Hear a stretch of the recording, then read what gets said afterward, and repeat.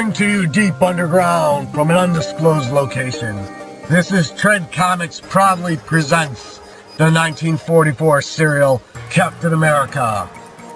Captain America is a 1944 Republic black and white serial film loosely based on the timely comics, today known as Marvel Comics, character Captain America. It was the last Republic serial made about a superhero. It also has the distinction of being the most expensive serial that Republic ever made. It also stands as the first theatrical release connected to a Marvel character. The next theatrical release featuring a Marvel hero would not occur for more than 40 years. It is also the last live-action rendition of a Marvel character in any media until Spider-Man appeared in Spidey Super Stories segment of the children's TV series The Electric Company in 1974. The serial sees Captain America, who is really District Attorney Grant Gardner, trying to thwart the plans of the Scarab, who is really the museum curator Dr. Cyrus Maldor, especially regarding his attempts to acquire super weapons for use of evil. In a rare plot element for Republic, the secret identity of the villain is known to the audience from the beginning, if not the characters in the serial. The studio's usual approach was the use of a mystery villain who is unmasked as one of the supporting characters only in the final chapter. A rash of suspicious suicides among scientists and businessmen, all found holding a small scarab, gets the attention of Mayor Randolph. He demands that the police commissioner and district attorney get to the bottom of the case, while openly wishing that Captain America, a masked man who had to help defeat crime in the past, were around to solve the mystery. Gail Richards, Grant Gardner's secretary, investigates and realizes that someone known of the Purple Death, a hypnotic chemical responsible for the suicides. However, he then pulls out a gun and takes her into another room. He then orders an associate to tie her up. The DA realizes that she's there and forces the man to take him to her. He finds her tied up and gagged. He frees her, but is threatened with all the purple death that will be dropped, killing them all. But the DA shoots him and gets out of the room with Gail. All of the suicides were members of the expedition to some Mayan ruins. One of the few remaining survivors, Professor Lyman, turns to his friend Dr. Maldor for support. Dr. Maldor, however, realizes that he is the man responsible for the death. He wants revenge because he had planned and organized the expedition, but everyone else claimed the fame and fortune. However, Lyman has developed a dynamic vibrator, a device intended for mining operations, but one that can be amplified to a devastating weapon. Using his purple death, Dr. Maldor forces Lyman to disclose the location of his plans. Captain America intervenes as the Scarab heavily attempts to steal the plan, and this leads to a sequence of plots by the Scarab to acquire a working version, as well as other devices, while trying to eliminate the interfering Captain America before he succeeds in discovering Dr. Maldor's true identity or defeats him. Captain America 1944 serial was divided.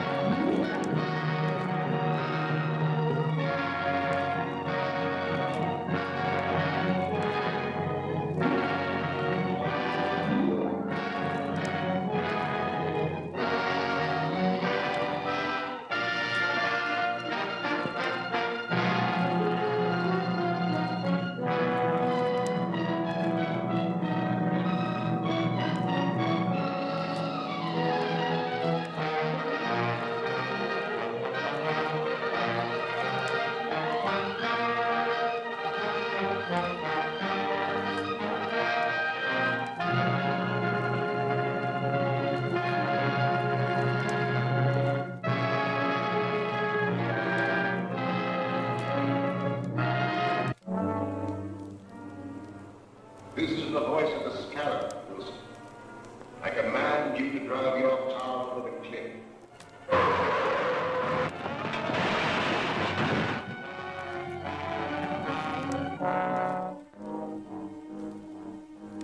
The Scarab is speaking to Evans. You have reached the end. You will walk to the window and step out into eternity.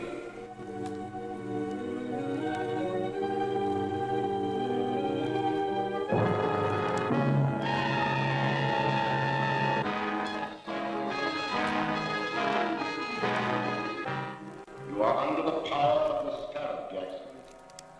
Your weapon is in the right-hand drawer of your desk. Use it.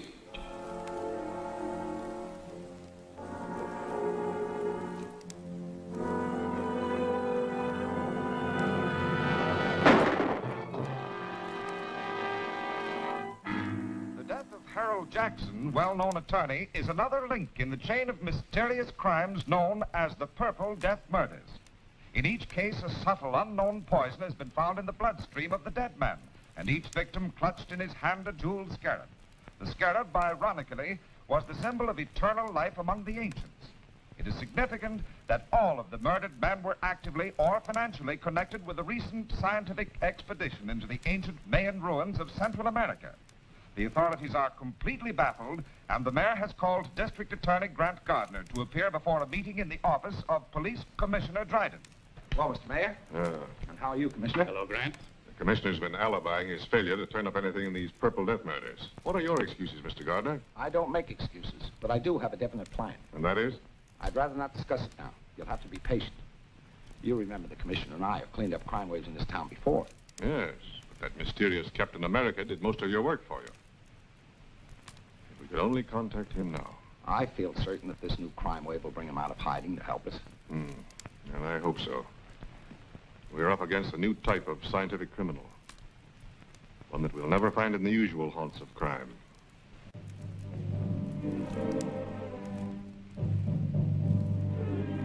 I tell you, Dr. Maldor, there's a curse on everyone connected with that Mayan expedition. Jackson's gone, and Wilson, and Evans. Why, you or I may be the next victim of the Scarab's purple death. My dear Professor Lyman, you're overexcited. Calm yourself. Here, have a cigar. Thank you.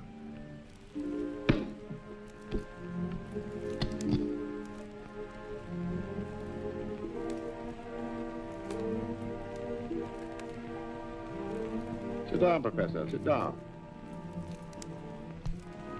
If there is an ancient curse upon us, this Scarab who invokes it must be peculiarly mercenary. These men you have named are known to have withdrawn large sums of money from their banks just prior to their deaths. That's true. But I'm not wealthy. Ah, but the Scarab wants other things. Rare jewels, paintings, antiques. He also wants scientific secrets such as you possess. Just what do you mean? The Scarab wants the plans of the thermodynamic vibration engine which you have invented. How did you find out about my vibrator? The Scarab has his own methods of obtaining information.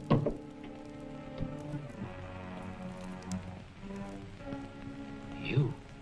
The Scarab? Yes. I'm the Scarab. It is my vengeance which is striking at all of you. It was my expedition. I uncovered the secret information and laid the plans which made it successful. And how was I rewarded? I was made the curator of an insignificant museum, while the rest of you received the fame and wealth that should have come to me. You can't touch that phone. Sit down. For the short time you have to live, your mind is completely under my control. You must obey my commands. You are a slave of the Purple Death. Purple death? But how? The fumes from this cigar. I want to know more about the Vibrator. It is a device for harnessing light and sound waves into a powerful force which will disintegrate any known material. That could be used by me as a powerful weapon of destruction. Yes, Splendid. Where are the plans? at home. In the safe. Write down the combination.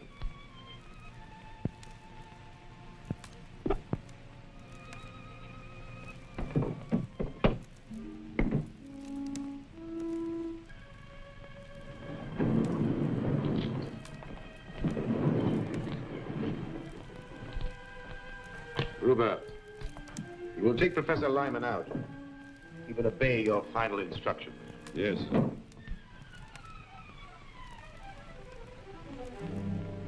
Step this way, Professor.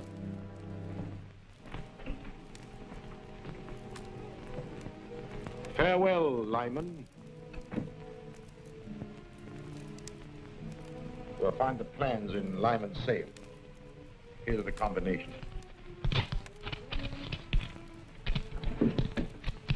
And take these purple death bombs with you. They'll be silent and effective weapons if anyone interferes. Yes, sir.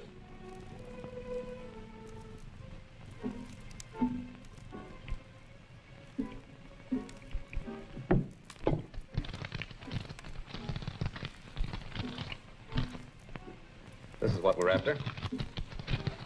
Just a minute.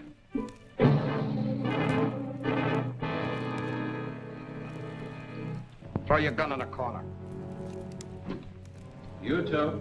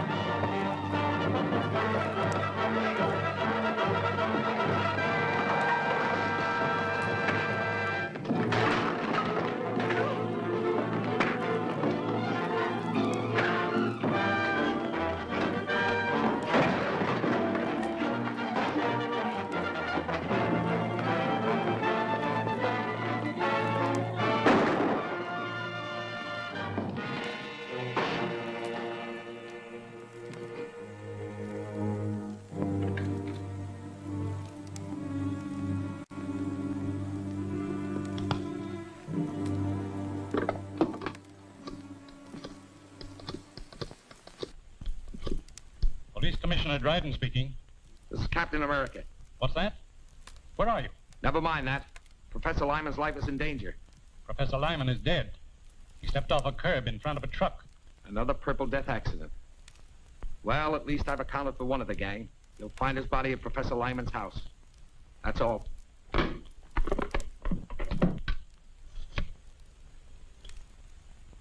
Get me the district attorney's office. Office of the District Attorney, Gail Richards speaking.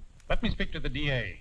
Mr. Gardner isn't here now, Commissioner, but I expect to hear from him shortly. Well, tell him that Captain America's on the job. He just killed one of the Purple Death murderers. I'll tell him.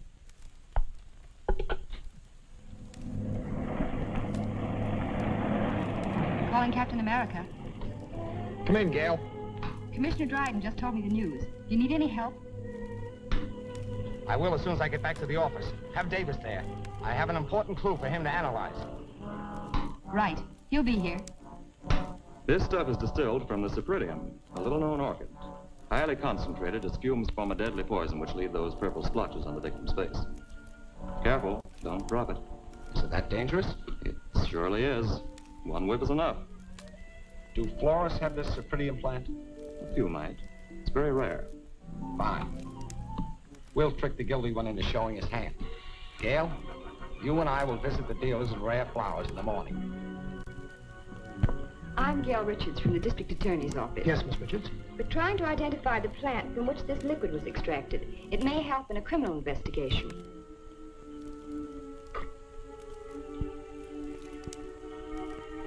Sorry.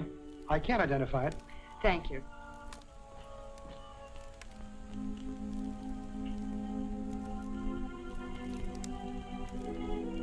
No, I don't recognize it. Thank you very much.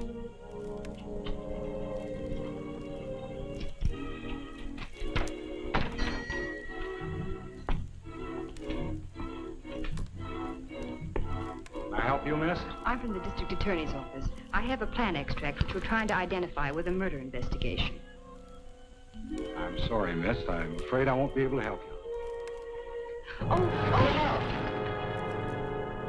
I see you do know what the Purple Death Bomb is. You fooled me, all right, but it isn't going to do you any good. Get in there. Don't talk. Move.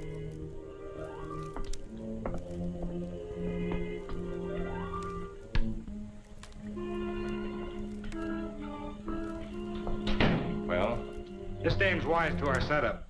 Turn around here. Tie her up.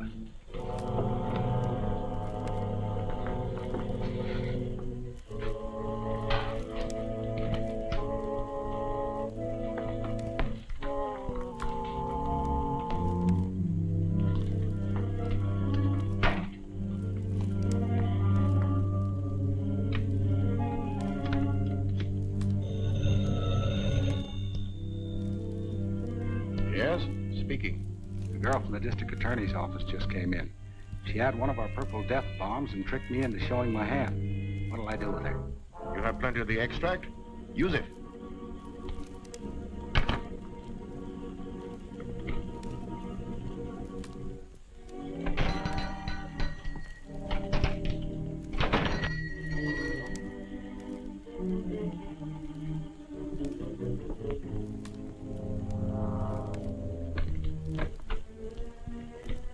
Yes, sir. I'm the district attorney.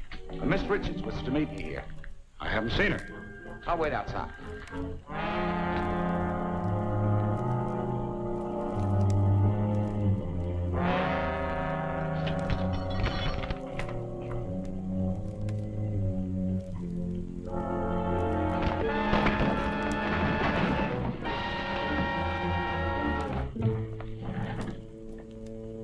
Take me to Miss Richards.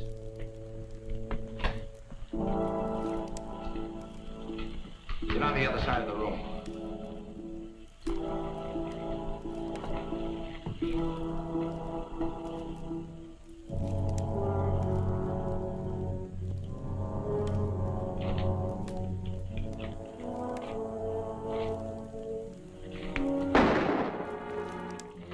This contains the purple death.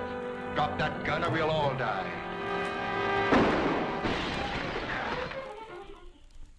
The brilliant action of Grant Gardner, the district attorney, has exposed the source of the purple death poison. The Cypripedium orchid from which it was derived will be destroyed wherever found. Mr. Gardner is conducting a searching investigation into the affairs and acquaintances of Professor Lyman, latest victim of the poison. I've just come from the district attorney's office. He's questioning all the survivors of the Mayan expedition. He doesn't suspect us. No.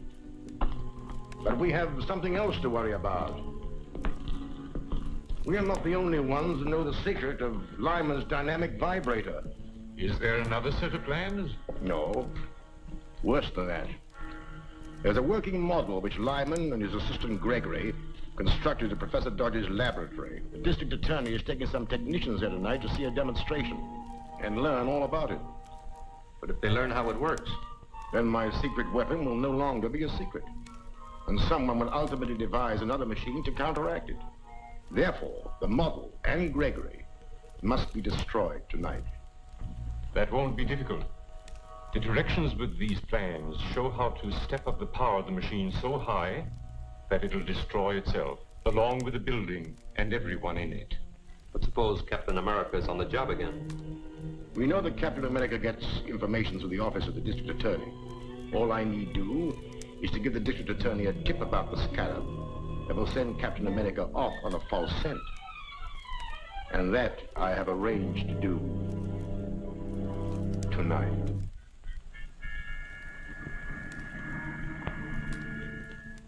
This is Eddie, Mr. Gardner. I've got a hot tip on those Purple Death killings. Can you come over? I'm afraid to leave here. Where are you? A 204 in the arcade rooming house. All right, I'll be right over. What's he got? A tip on the Scarab. I'll have to see him. I don't like it, Grant. It might be a trap. Don't worry. I'll be careful. I'll phone Gregory that you're bringing the technical men. Go ahead with the demonstration, and I'll be there as soon as I've seen Eddie.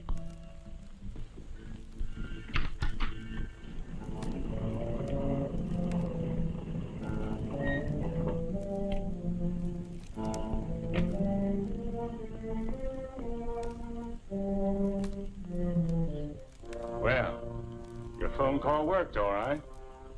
Here comes Captain America. But I phoned the DA. That's right. And Captain America shows up as we expected. Well, you served your purpose, Eddie.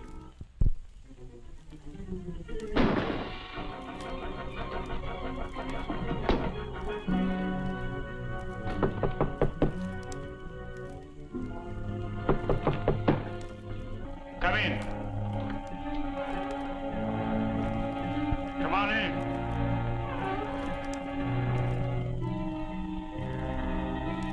Come on in.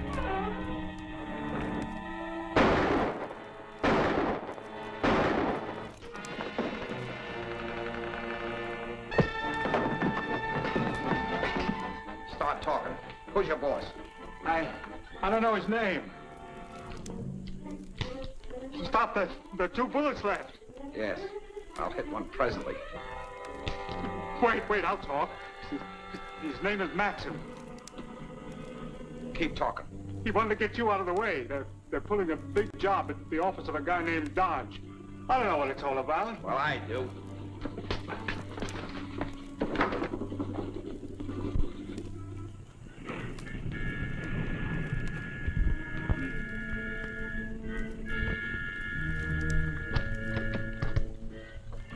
Good evening, Mr. Gregory. Good evening, Miss Richards.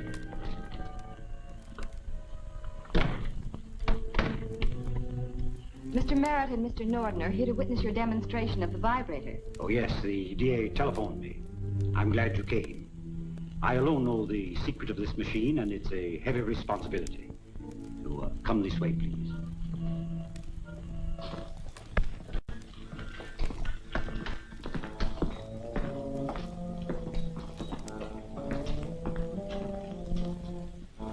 First, I'll show you how the machine works, and then I'll explain its construction.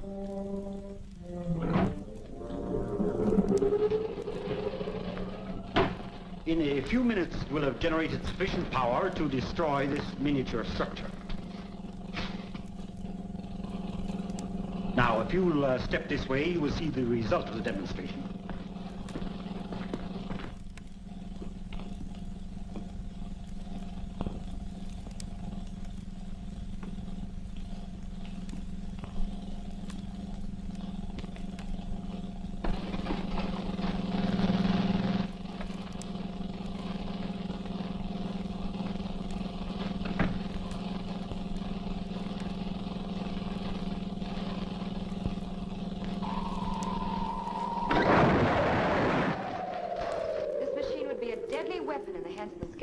That's true.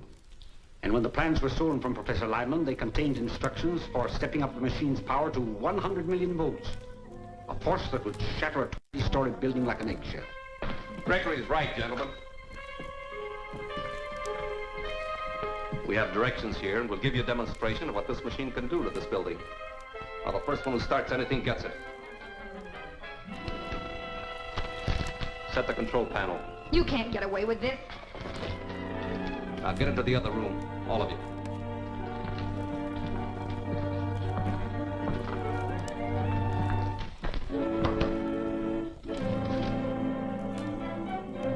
Before we wreck this building, I want all of Professor Dodge's papers. Open that vault. I said open that vault.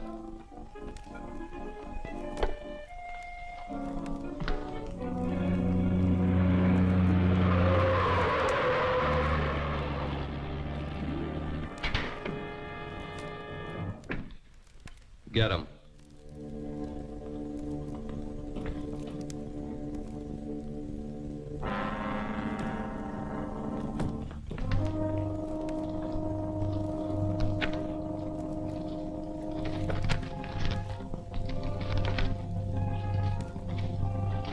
Get in the vault, all of you. This is murder. That's right. Wholesale murder.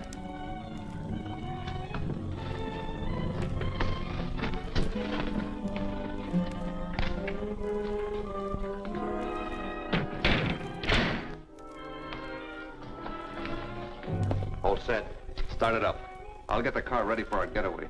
Now, don't leave until you're sure the machine is running okay. Right. If that machine builds up to its full power, this building will collapse in a cloud of dust.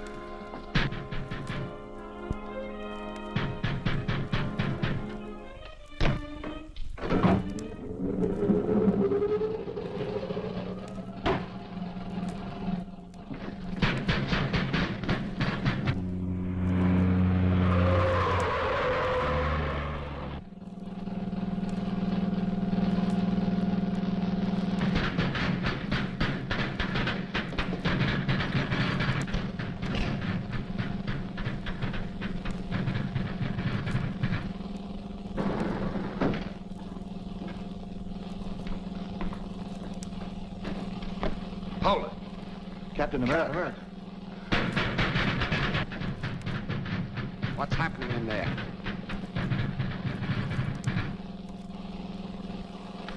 Get over there.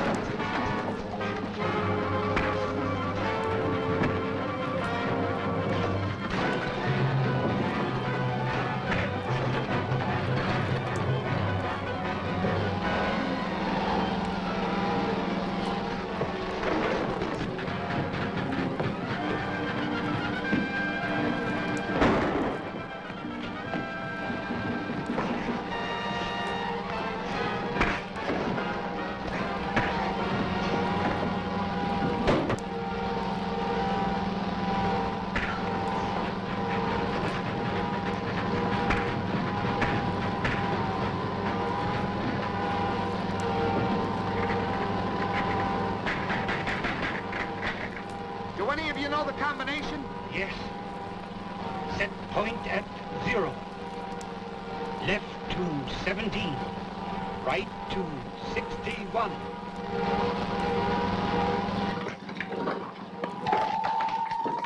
The vibrator. If it isn't shut off, the building will collapse. Get out. I'll try to stop it.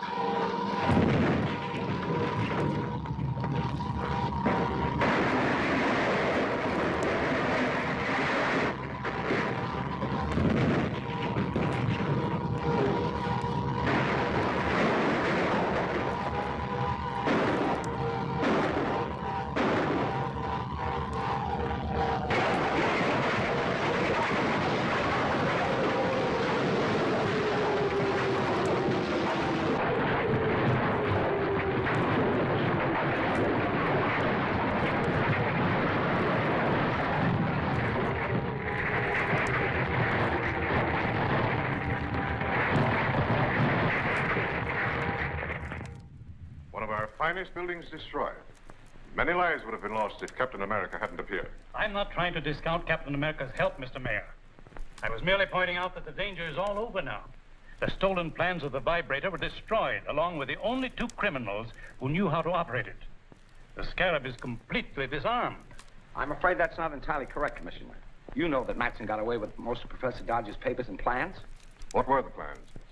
The most important one was for Dodge's portable electronic firebolt, a machine that generates an electrical charge powerful enough to cut through steel and concrete like a bolt of lightning. Why, with that weapon, they could blast open any vault in the city. But they don't have the weapon, merely the plans, and in code that'll baffle even the mysterious Scarab.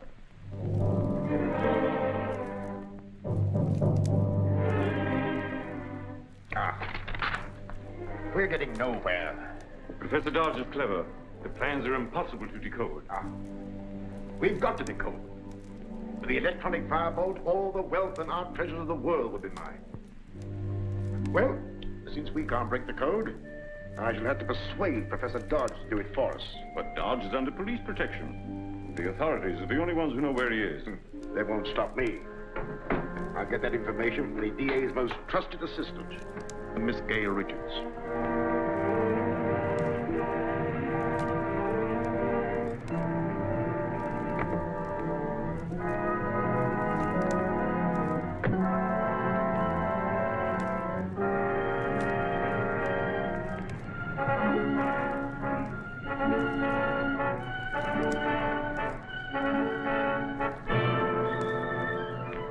Miss Richards.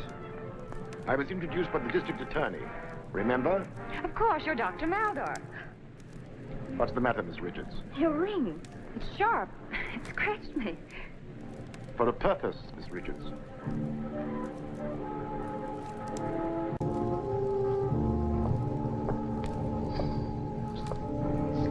You are under a powerful hypnotic influence that forces you to obey me. I will obey. Where are they keeping Professor Dodge? In the district attorney's apartment, suite 304, Winston Arms.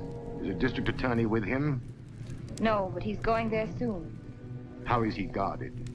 There's a policeman in the apartment with him. Now listen carefully.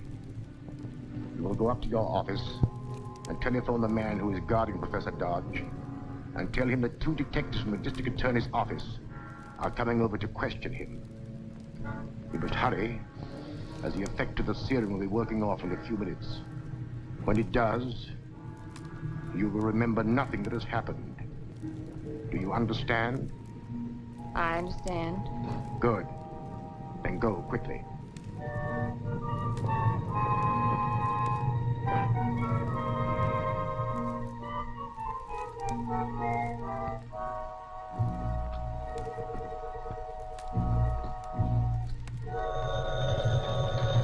I'll answer it, Professor Dodge. Hello, Clancy speaking. Hello, Clancy. This is Gail. 2 of the DA's men are coming over to question Professor Dodge. All right, Miss Richards. I'll let them in. Thanks, Clancy.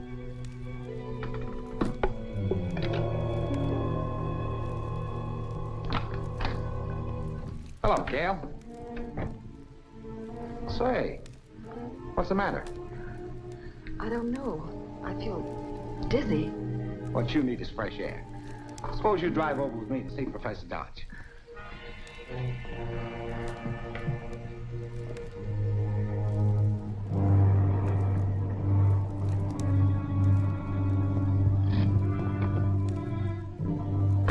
I won't be long.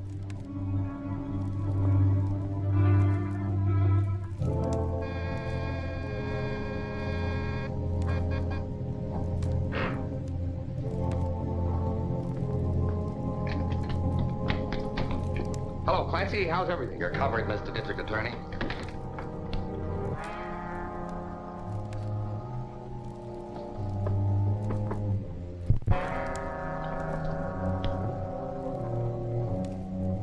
This is curtains for you. They hang men in this state for murder. This won't be murder. You're going to commit suicide with your own gun. You just couldn't stand the disgrace of your constant failures. And the kidnapping of Professor Dodge was the last straw.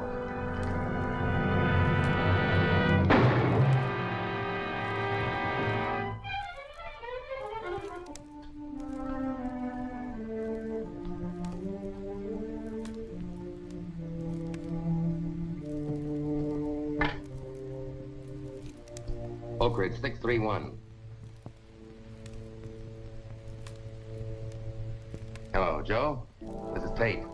Now listen, when Matson gets there with Dodge, tell him everything's okay. I just took care of the DA. You think you did. First cartridge in my gun is always a blank, to be fired as a warning shot. Turn around.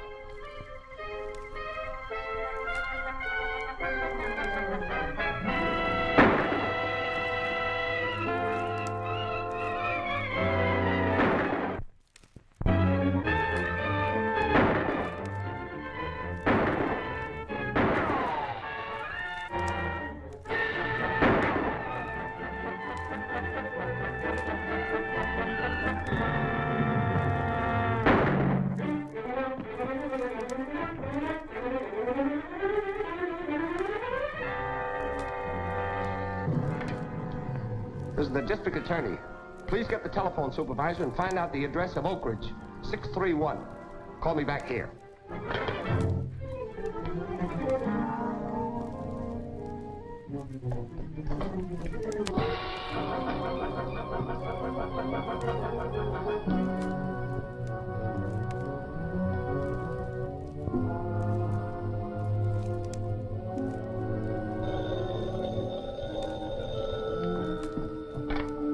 Yes? Watson Feed Barn, Glenmore Road. Thanks.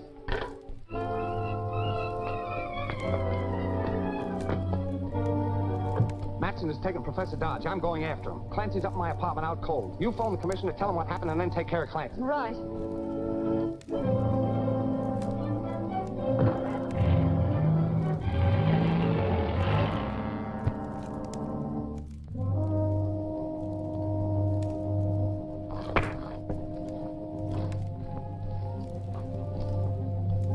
Better change your mind and tell us the code key to these plans. No.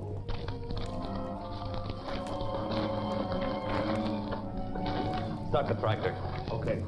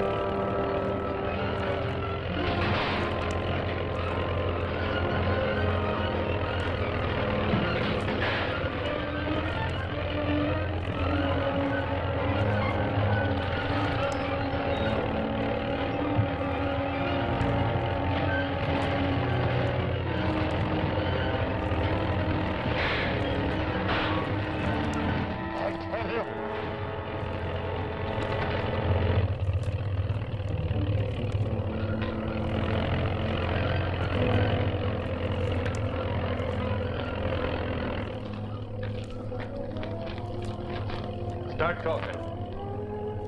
I'll have to show you in writing. All right. But no tricks.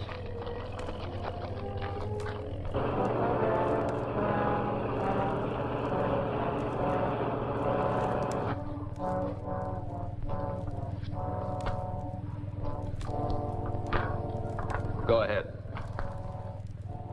All the specifications are in letters instead of numbers. Code is based on the 10-letter word Davenport's.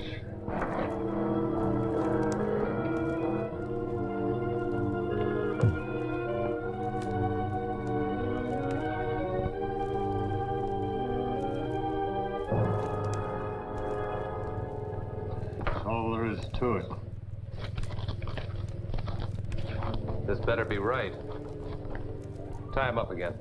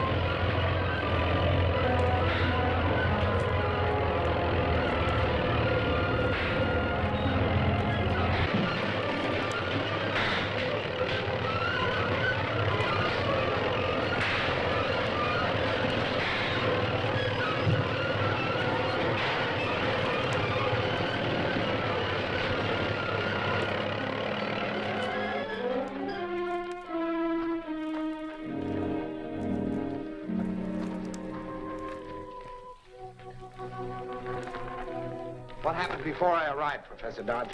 They forced me to reveal the code key to the plans for my electronic firebolt. With that machine, they can break into any safe or vault in the country. Well, that's probably just what they plan to do.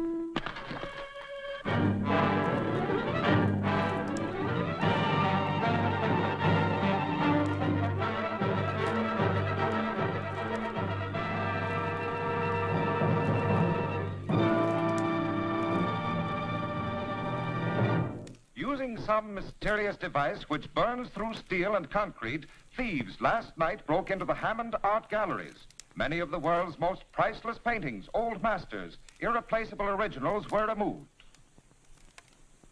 The daring safe breakers are still at work.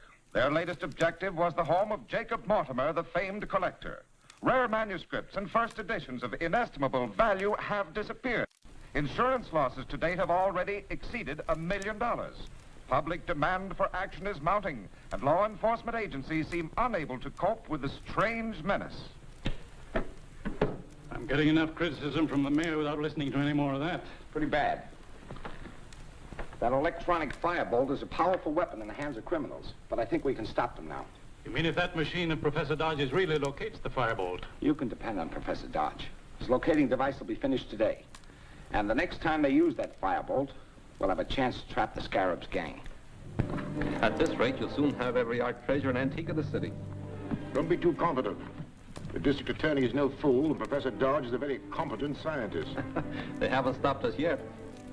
No. But I must learn what their plans are.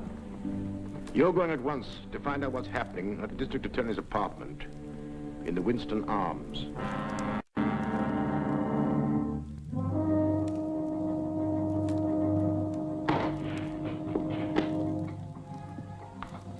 Finished? All except the installation of the Vibrator tubes, which must be fitted by the skilled technicians of the Munson laboratories. And as a precaution, Mr. Gardner wanted to take the control unit to the laboratories himself. I'll tell him it's ready. Get me the district attorney.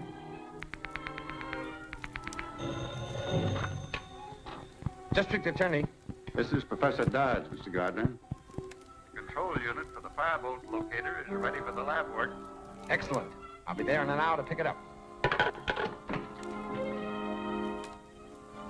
Looks interesting, Professor. Are you sure it'll work? Positive, Mr. Gardner. With the Vibrator tubes installed, we can locate the electronic firebolt wherever it is used.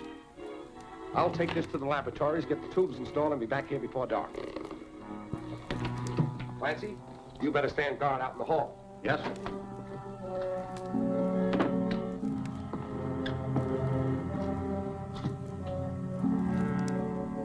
Someone's tampering with Grant's car. I've got to warn him.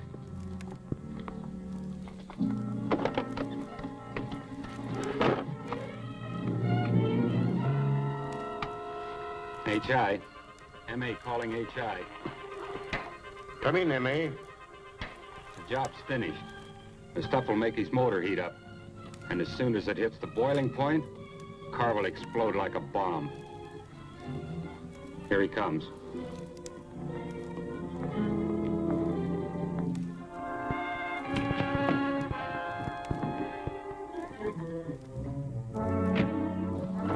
He's pulling away now.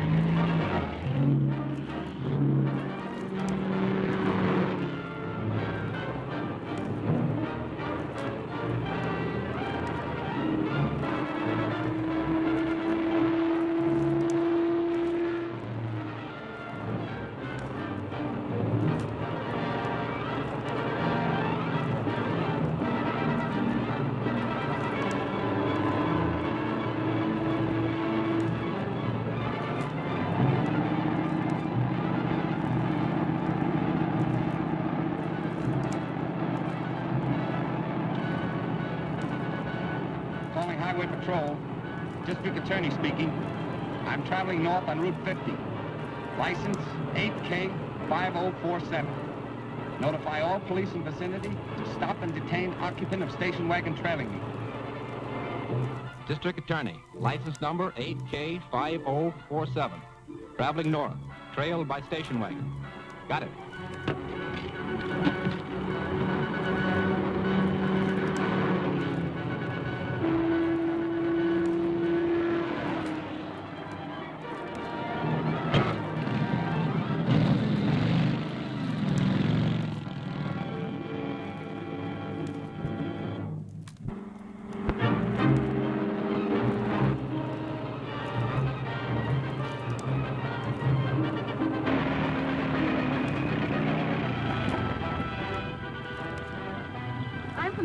Office. Here are my credentials. I'm trying to overtake the DA. Someone's tampered with his car. I'll phone headquarters to flash him a radio warning.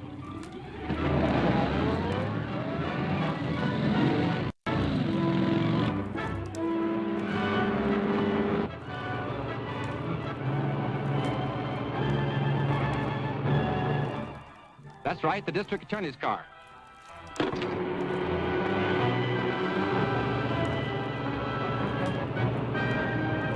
Highway Patrol calling District Attorney Gardner. Urgent. Come in, please. Gardner speaking. What's wrong? Examine your car for trouble. It's been tampered with. Thanks, I'll check it.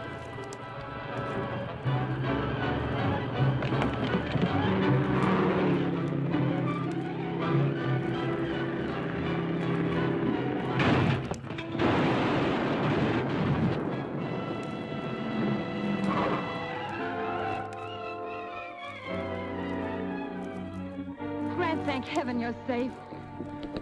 So is the control unit for Professor Dodge's locating device. The Scarab won't know that. I'll prepare a headline that'll convince him it's still safe to use the firebolt. Let's go. Mystery car explosion injures DA. Scientist locating device unit destroyed.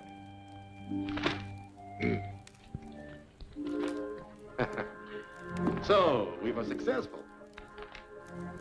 Now we can proceed with our attack on the National Platinum Company's refinery vault without interference of the district attorney. We know the thieves will use the stolen firebolt again. And when they do, its electronic radiations will illuminate this bulb. Then I'll run the pointer along the contact points.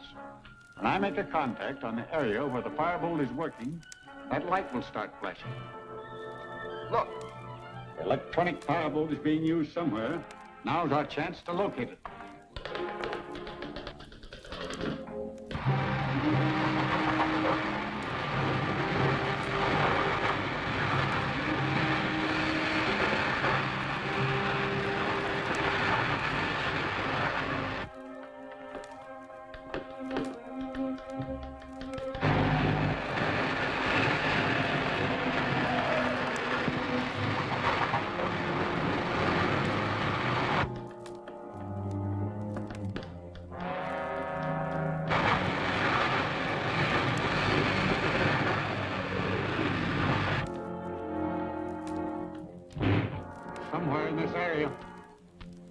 Corner of Hudson and Belvedere. Thanks, Professor. That's all I need to know. Mr. Gardner's a brave man, but I'd feel much happier if Captain America were with him.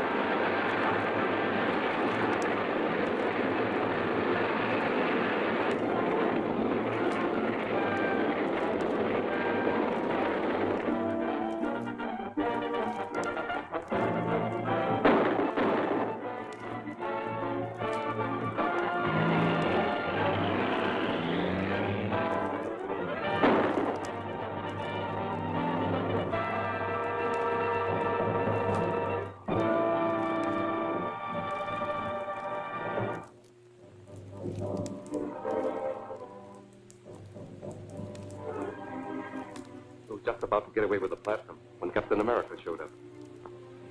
Then you lost the fireball. Yes, and the robot-controlled truck, too. Losing the firebolt is not serious. Since Dodge perfected his locator, it would have been dangerous to use it again. But we must recover that truck at any cost. It would take months to duplicate its robot control and television unit. Let's see where they've taken it.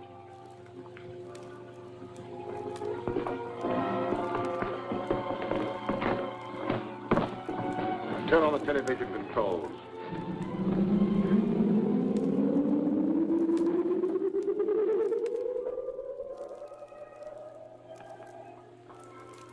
Those policemen would follow if we took it now.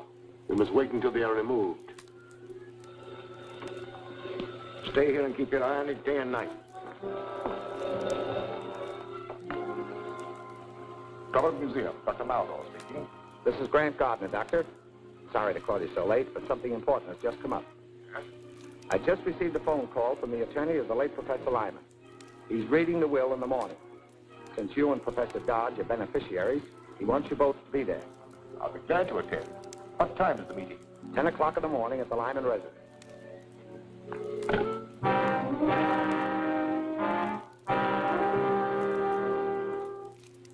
And the balance of my estate to be dispersed as follows. To Professor Dodge, my lifelong friend, I bequeath my home and all its contents.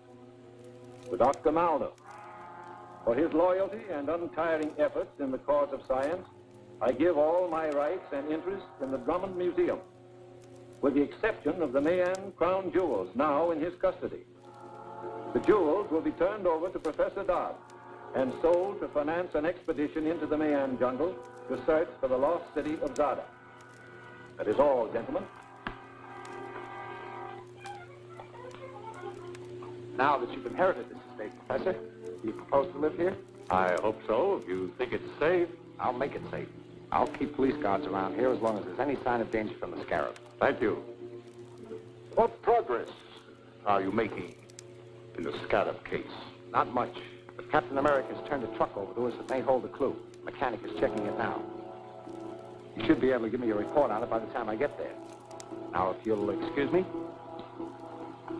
Well, I must be getting back to the museum. I'll deliver the Mayan jewels to you tomorrow. Well, I'll expect you. Goodbye.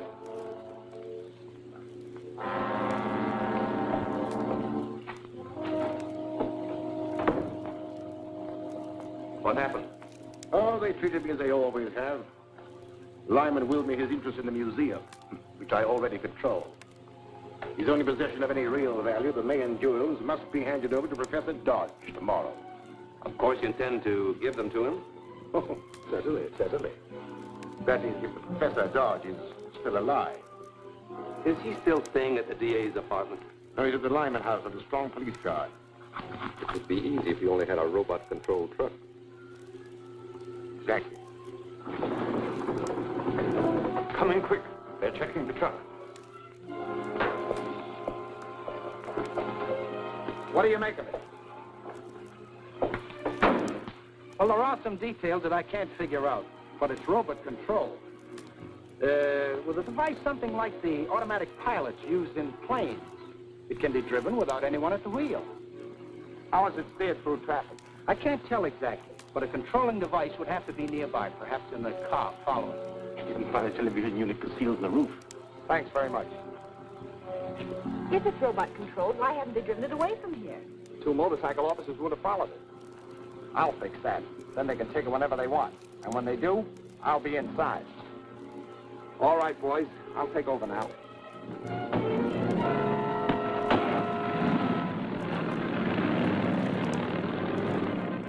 Gonna stand by the office just in case I need you. The second that door closes on Mr. Gardner, be ready to take control of the truck. All set. Good. Take her away.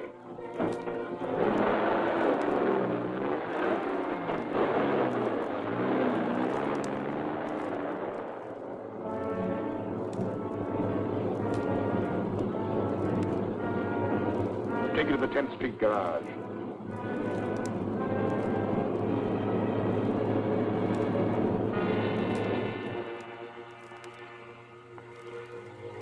H1 calling B10.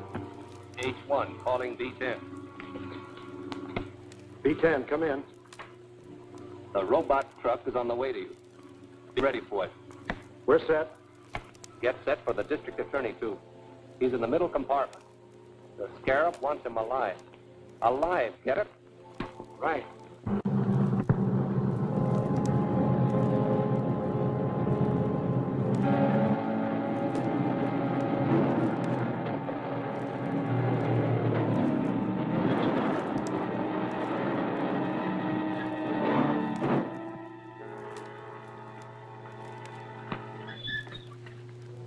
Come out, Mr. DA. We've been expecting you. I see.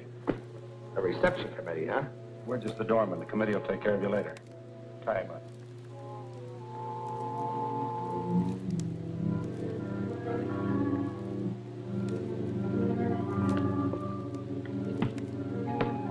B10, calling H1. Go ahead, B10. Everything's okay?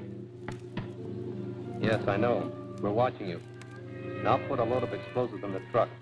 We're going to crash it into Lyman's house and finish off Professor Dodge. What'll I do with the DA? Keep him there. The Scarab will attend to him personally. Right. We'll put enough explosives in to blow Dodge and the house clear off the map.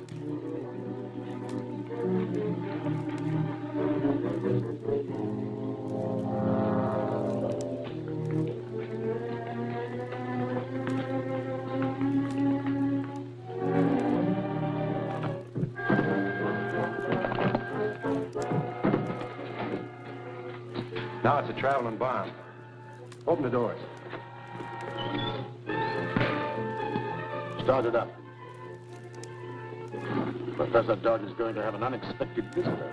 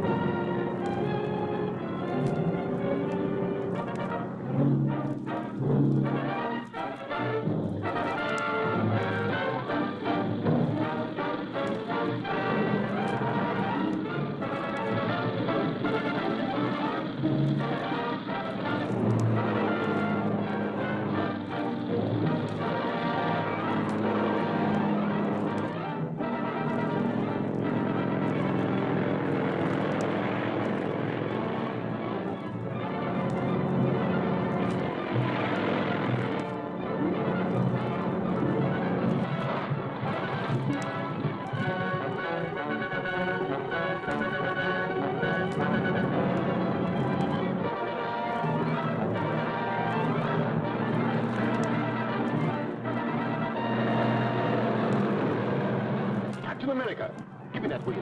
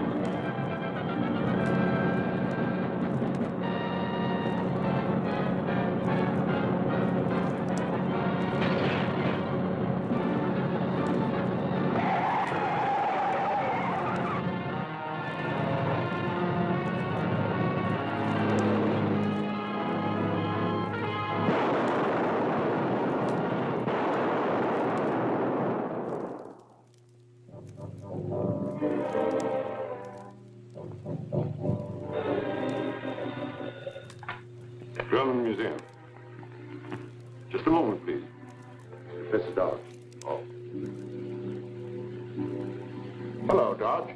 I've just decided to go to South America with the Fletcher expedition. We're leaving tomorrow on the Hermosa. I can't stand being under the constant threat of death from the Scarab. Yes, I know. I read the papers. You've been through a terrible ordeal. Is there anything I can do? Yes, my ship sails at 4 in the afternoon. Could you bring me the Mayan crown jewels in time for me to turn them over to my dealer? Certainly. I'll be there in good time. Is there anything else? No, thank you. The district attorney is attending to all the arrangements. He's keeping a police guard here until I leave and furnishing an escort to the pier. Fine. I'll see you tomorrow.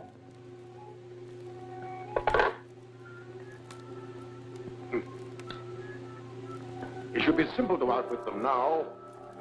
Matson, this is an assignment for Agent M32. Have him make a reservation on the Hermosa and instruct the steamship line to call for his trunk at his rooming house.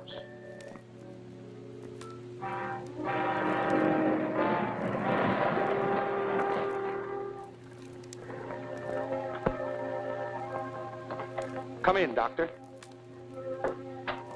Thank you.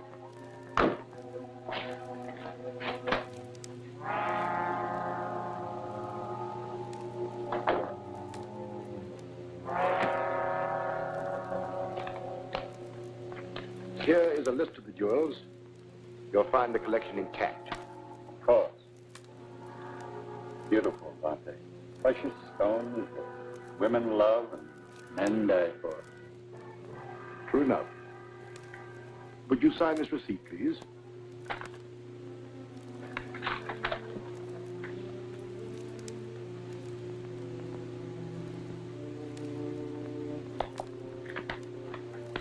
Thank you. I hope your trip will make you forget the horrible experiences you've had. I'm sure it will.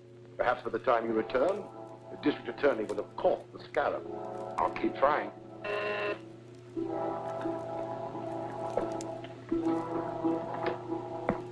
Hello? Have them drive in. I'll check their credentials at the house. It's the expressman for your baggage. Well, bon voyage. Thank you, Doctor.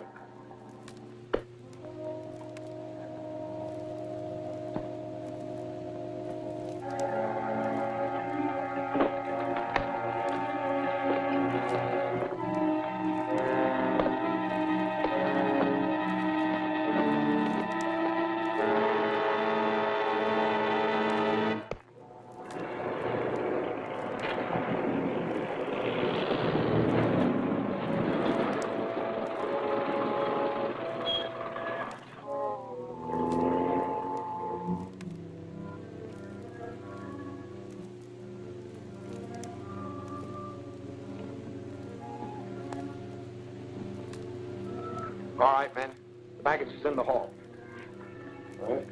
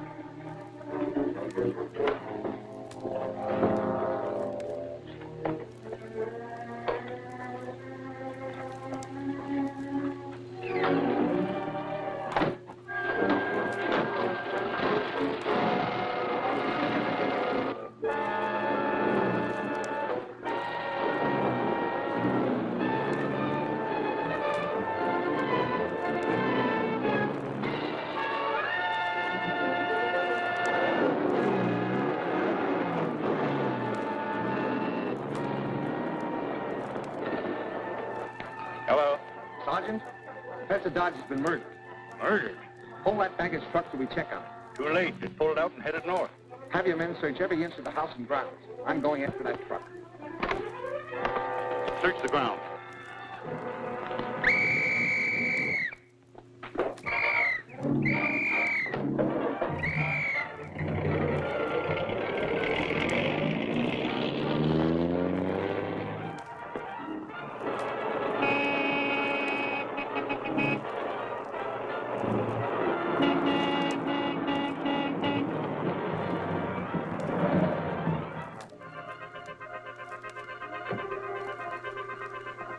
I want to take a look inside this truck.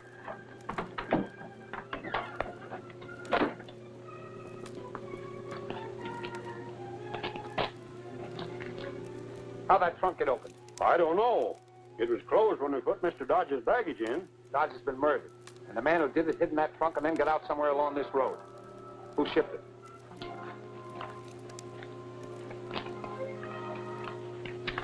There you are. John Taylor, 721 West Avenue. But he checked out and was just leaving when we made the pickup. Naturally, he would. You finish your route, then bring that trunk to my office. It'll be checked for fingerprints.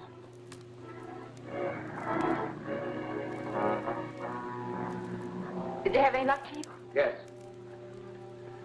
Get me the police commissioner immediately. The fingerprints on the trunk identified Taylor as Lefty Harper, a criminal with a long police record. I'm going to start a search for him. Hello? Oh, hello, Commissioner. I want a dragnet thrown out for Lefty Harper, alias John Taylor. He was found dead in his car half an hour ago, shot through the head. Where's the body? At the morgue. The car is downstairs, back at police headquarters. We looked it over. The plates and registration slip are phony.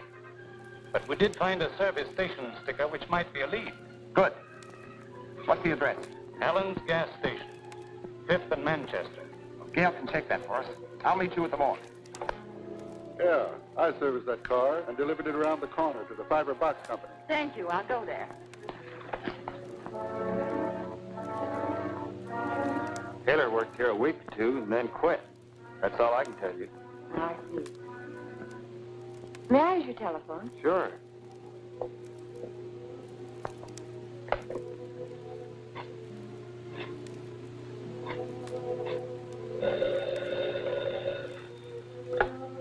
Hello?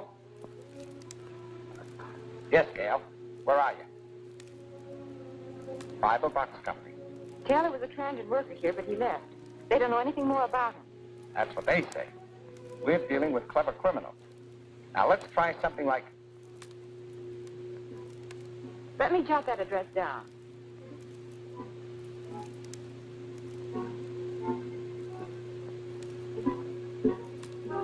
I'll go right over.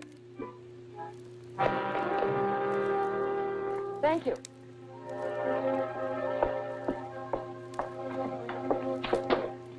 Well, Miss Richards. Louis. What's she doing here? She was asking about Taylor. I told her we didn't know him. This is the girl who works with Captain America. She's going to tell us who Captain America really is. Aren't you, Miss Richards? No. You can change your mind.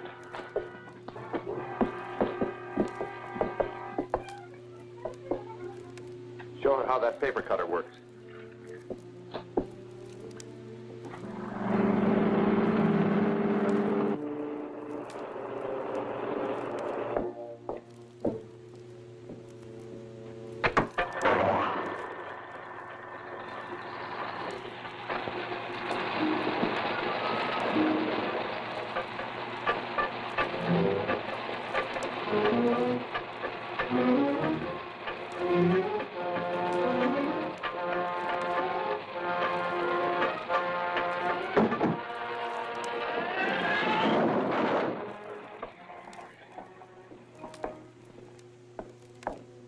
Works just like a guillotine.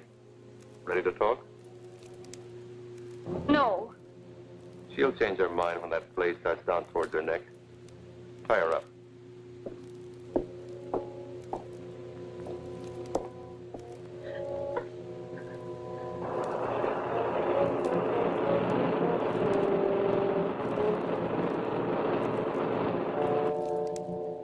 This is your last chance to talk.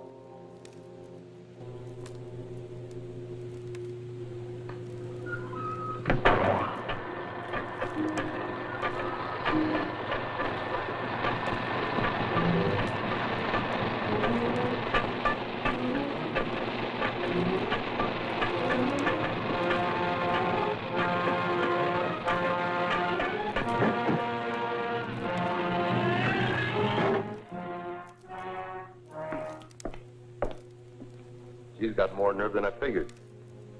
I better phone the boss and put it up to him.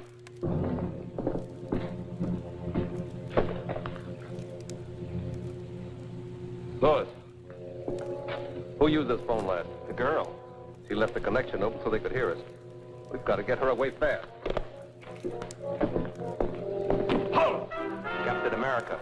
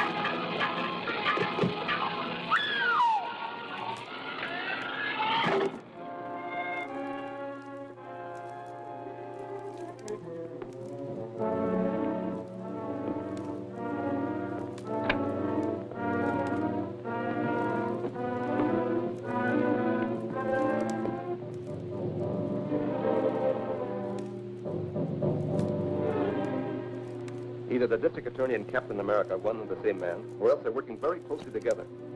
The girl called the DA's office and left the phone open so they could listen to us. Then Captain America arrived. Well, we will fire over our Captain America in due time. Now we must get ready for the next move. The next move? Yes, against Henley, the petroleum magnate. He also was a member of the Mayan expedition which discredited me. I've sent him an extortion note, which he's sure to take to the district attorney. And we must learn what the DA intends to do about it. So you're to install a radio dictaphone in the district attorney's apartment. In his apartment? If he should find me there... Ah, but he won't. I've arranged to have him come here.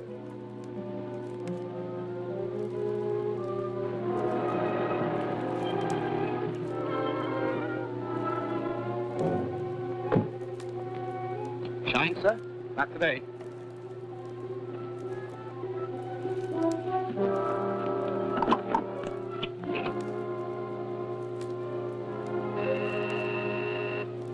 Yes, Mark? The district attorney has just gone in. Very well. On your way. I'll keep him here long enough for you to finish the job.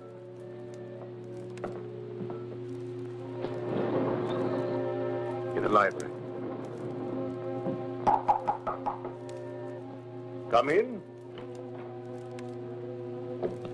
Hello, Doctor. How are you, Mr. Gardner? It was good of you to come. I realize you're a busy man these days. Have a seat. Thank you. I'm very busy, but I knew you must have a good reason for wanting an interview. Thank you, I have. The National Academy of Science has asked me to prepare the material for biographical articles on the members of the Mayan expedition who have been murdered. I'd appreciate it if you look over these notes to make sure I'm not divulging any information to the criminals that might interfere with your plans to arrest them. They're only a few pages. Perhaps you could look them over now. Certainly. I'd be glad to, Doctor.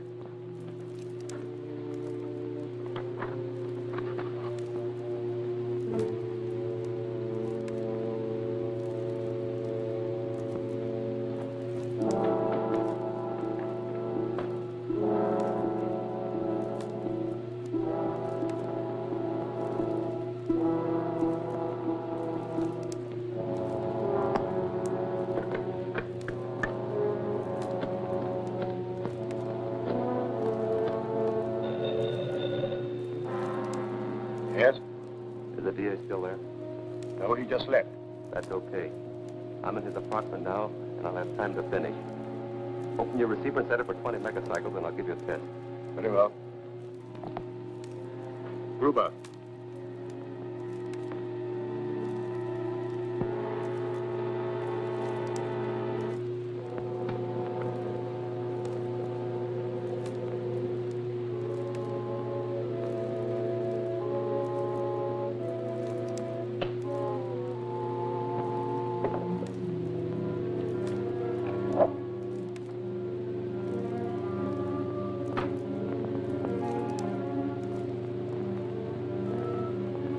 Calling H1.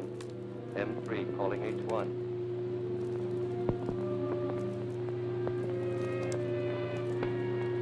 Hello, hello, hello, hello. Yes, we heard it. It's okay. Now get out of there quick. The DA may be back any minute. Right.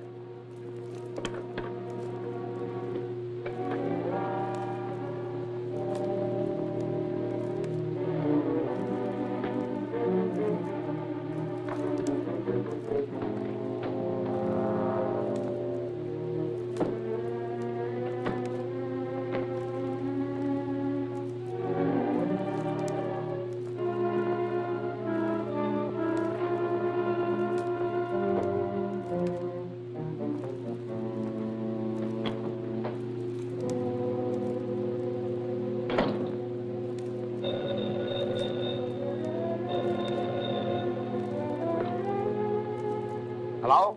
Hello, Chief. Mr. Henley is here. He's in a panic. Henley? Petroleum magnate? Yes, he's waiting in the outer office. He's received an extortion note signed by the Scarab. He wants to see you at once. Oh, I see. All right, Gail, get a police escort and bring Mr. Henley here. When did he arrive? About 10 minutes ago. I've been trying to get you, but your line was busy. What? What's that? I said I tried to get you, but your line was busy. All right. I'll expect you in about 15 minutes. Very good. When Henley arrives, we know exactly what they propose to do. Now, Mr. Henley, what is this about an extortion note? They mean business, Gardner. Something's got to be done quickly. Henley, if you value your life, you will obey the following instructions implicitly. Draw $100,000 in currency from your bank and return home with it. Wait there for a telephone message instructing you as to the exact time and place when the money is to be left. Scarab.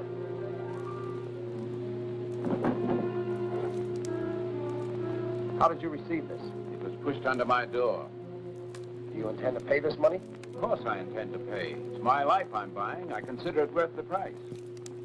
I'll consent on one condition. You are to remain on the police guard, and Miss Richards will deliver the money. That's satisfactory. Will you try and capture the extortionists when they come for the money? That won't be necessary. We have a specially constructed carrying case for just such an occasion as this. It has a secret compartment containing a radioactive cell, which keeps sending out a signal.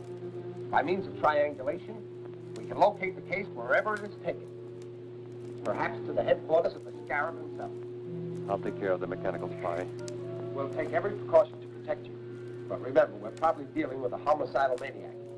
You call me at my office as soon as you learn where the money is to be delivered. I will. We'll walk you to the elevator. Now the homicidal maniac will plan a counterattack. Bye. Good luck. Thank you.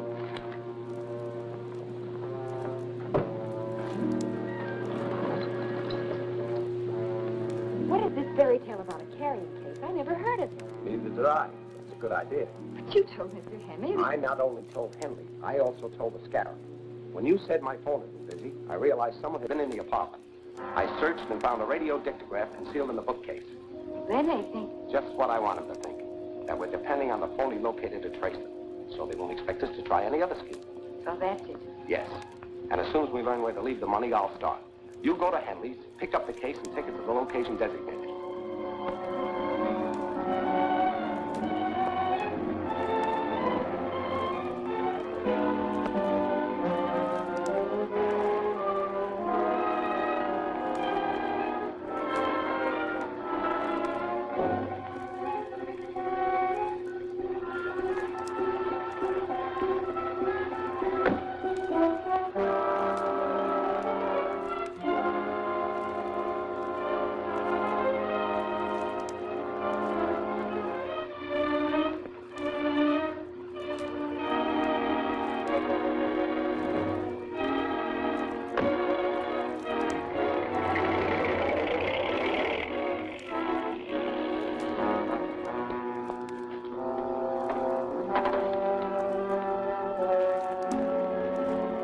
Calling number 3. Calling number 3. Okay, come in. The girl came out alone and left the case. I'll get it. Drive the car around to the other entrance.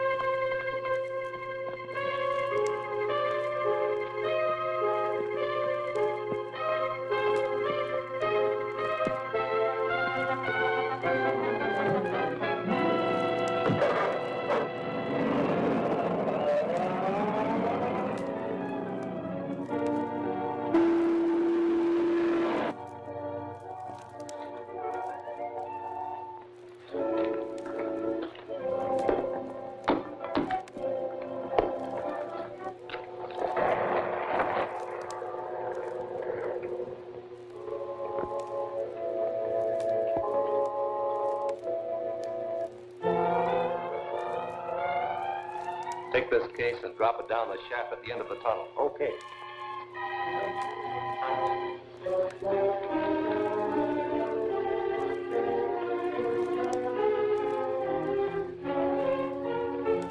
Get your hands up, Matt.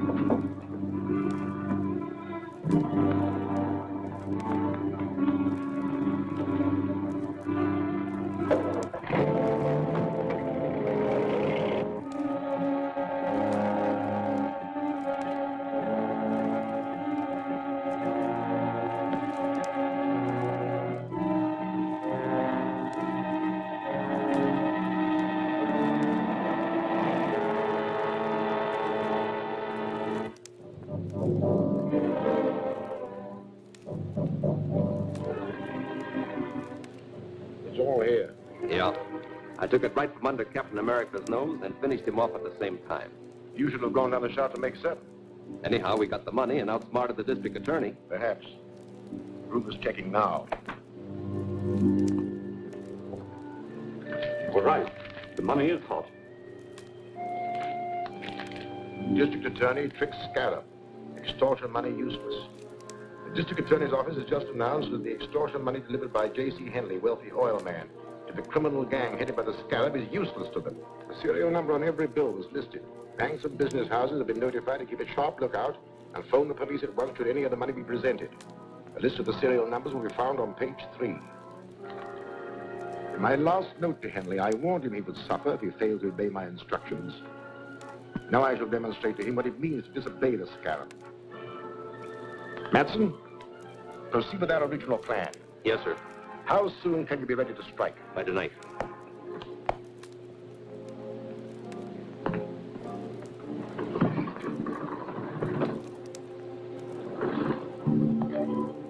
After tonight, Henry will be glad to pay any price I demand, in spite of all the protection he can get from the district attorney. And although your trick to prevent the use of the money was successful, you will soon learn how dangerous it is to disregard the Scarab's orders. Scarab, when did you get this note? It slipped under my door about an hour ago. You know, I was a fool to take your advice. I should have paid the money without any strings and had it all over with. What assurance do you have that the Scarab would have stopped with one demand? Once you start paying extortion money, there's no end to it. But the second note doesn't ask for money, it just threatens me. Oh, I want to help you, but, well, I've got to consider my own safety. I've considered that too, and made arrangements to keep you right here in my own apartment under guard. But neither you nor any member of that Mayan expedition can be really safe until the Scarab and his gang are run to earth. Of course, you're right. It's a hopeless task. Not exactly. This was in the pocket of the man found at the mine. Just a card from a used car lot. It isn't much of a clue. No, but it does indicate that the dead man has had some connections with the used car lot.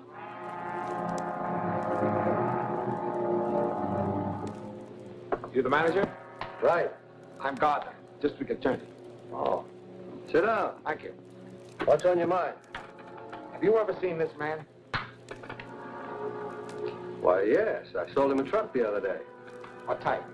Panel job. I've got the specifications right here. Funny thing about it, too, he had me looking for several days. Had to be just right. Nothing else would do. Here. 18 feet long, 5.5 wide, 8 high. Double doors in the back with 12-inch window in each. License number? XM 7643. Was it in condition to be driven away? No. My tow car delivered it to a garage on the other side of town. Which garage? I don't know. The night man made the delivery. I'll ask him when he comes on tonight. Phone me the address of that garage as soon as you can. I'll be waiting in my office. Sure.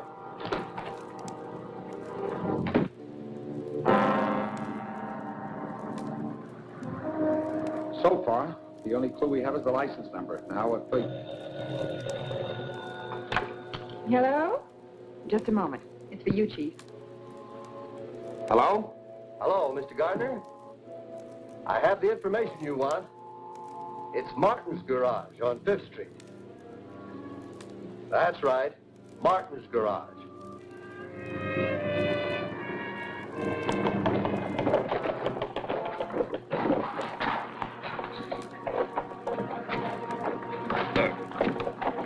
Take it easy with this stuff. All right.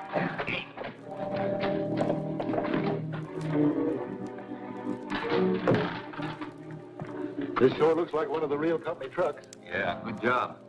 That's exactly like the one used at Henley's plant. Hurry up. I'm supposed to be on my way to the oil plant now. Hey, what about Barton? He's getting the blueprints. I'll pick him up on the way. Slide the door back, will you? There.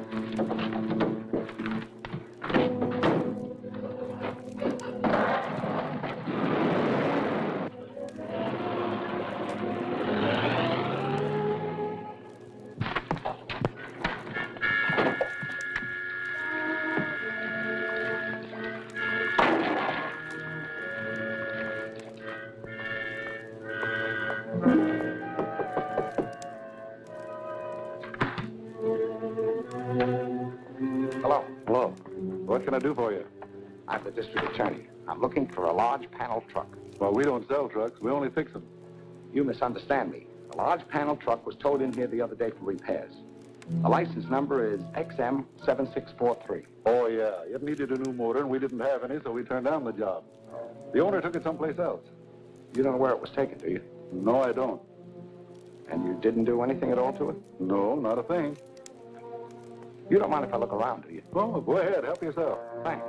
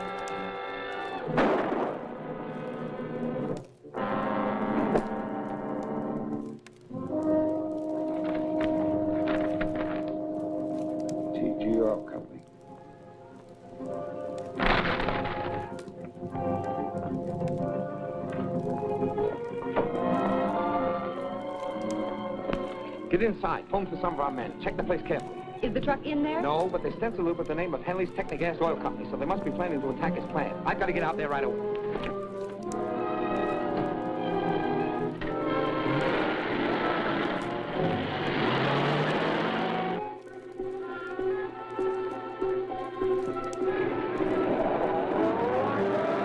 Hey, wait a minute.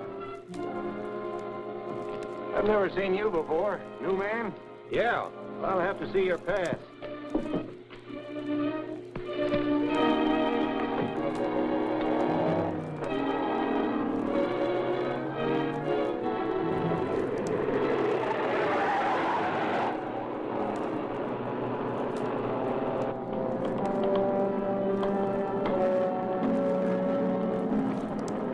Where do we hook them in?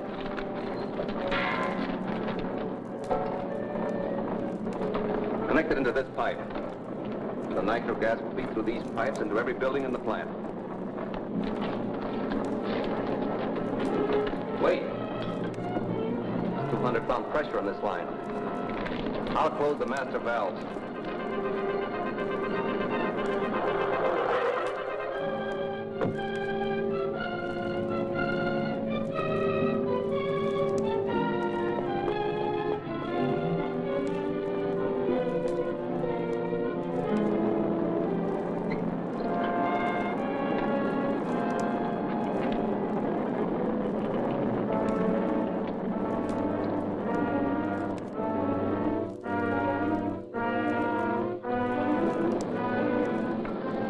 Turn up the fire at full blast.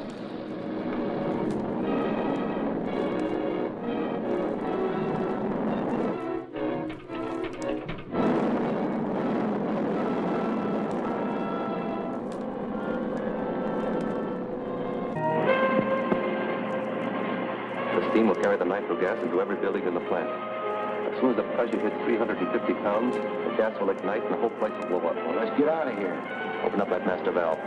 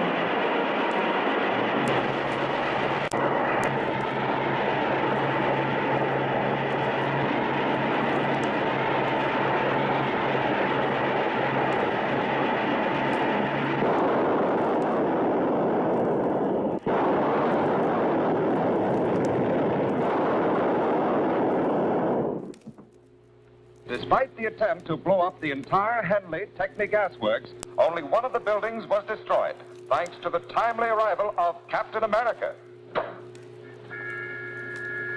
You should be proud of yourself. Captain America has made a fool of you on every job you attempt. We did our best. But Henley must have disobeyed your orders and squealed to the DA. Yes, Mr. Henley has consistently ignored my warnings. But I'm not beaten yet. This defeat cannot go unchallenged, or none of the remaining members of the expedition will fear the Scarab. What will you do? Eliminate Henley right under the district attorney's nose. Impossible. Henley's kept under close guard in the DA's apartment. There is no chance of even getting near him. We don't have to be near him. Thanks to a weapon devised by the ancient Mayan warriors. You mean the Sangari blowgun? Exactly. Our native Mayan agent, Zula, is an excellent marksman with a blowgun. We will post him where he will have an unobstructed view to the entrance of the district attorney's apartment.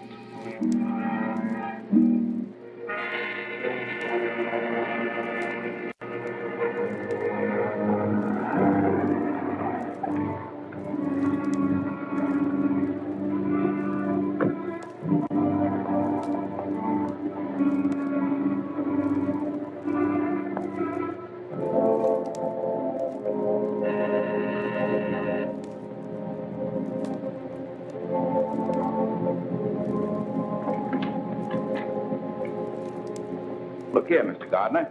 I've had about enough of this confinement. Your life is still in danger.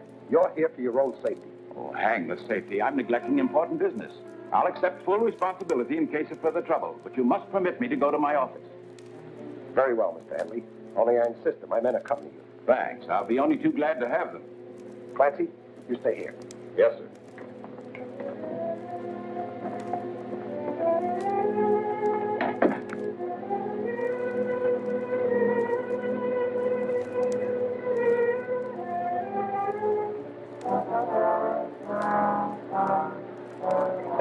Bring your car around in front of the building. You're taking Mr. Henley to his office. I'll follow in my car.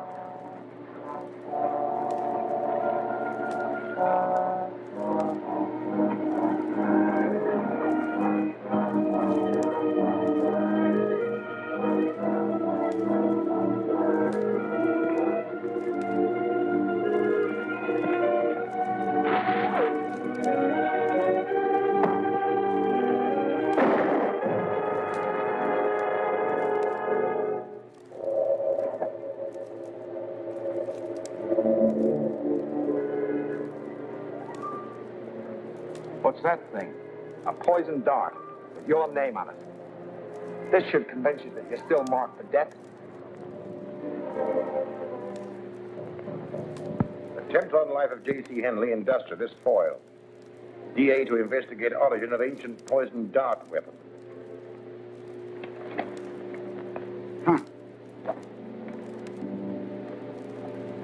What if that smart DA traces the blowgun here to the museum? That's hardly possible.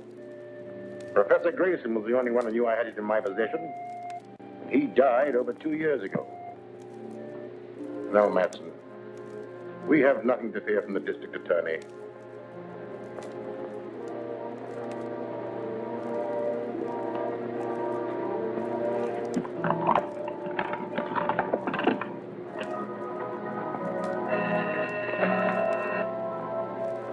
What is it, Mark? The district attorney is on his way in. All right, I'll be ready for him. Get out of sight.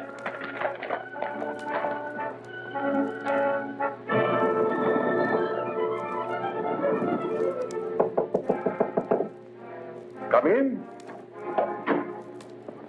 Hello, Doctor. Hello, Mr. Gardner. What brings you here? I have a clue which may lead to the man who made the attack on Mr. Henley's life. Yes, I read about it in the papers. A shocking exhibition of barbarism. Fortunately, Mr. Henley escaped, and he's now safely on his way to a secret destination. We got the man who fired the dart. But this weapon, ever see anything like it?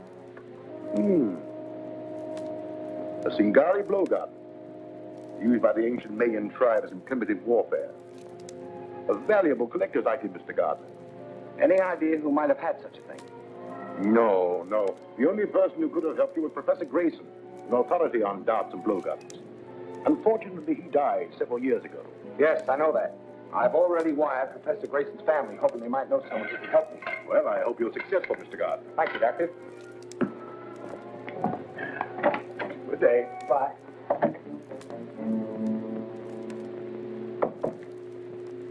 Shine, mister? All right, son.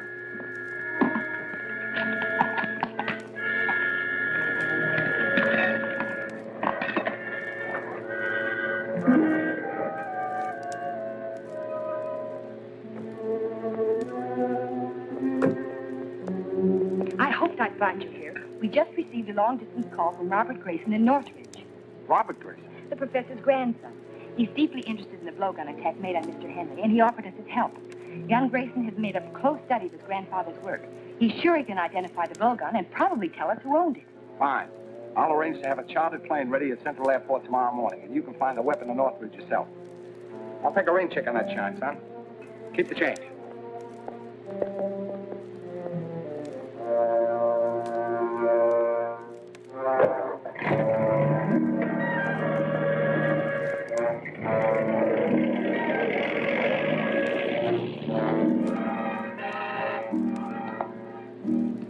Yes, Mom.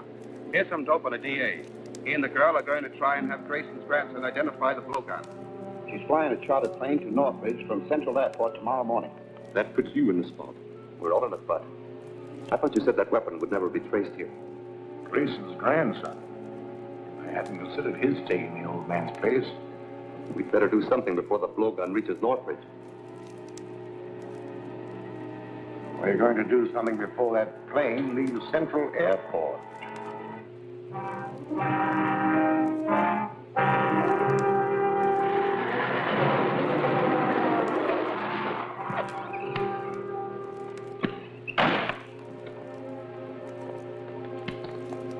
We're from the DA's office to check on that plane he ordered yesterday. It's on the field. You want to see it? Yes. Right this way.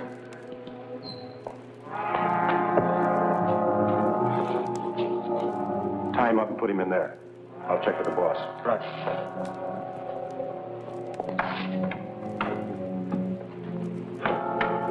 Calling H1. Calling H1. Z1 calling H1. This is H1. Come in. We're all set. Plane is ready. The mechanic's taken care of. Good. You'll have plenty of time to install the bomb. I'll have it wired in the plane before the DA gets here.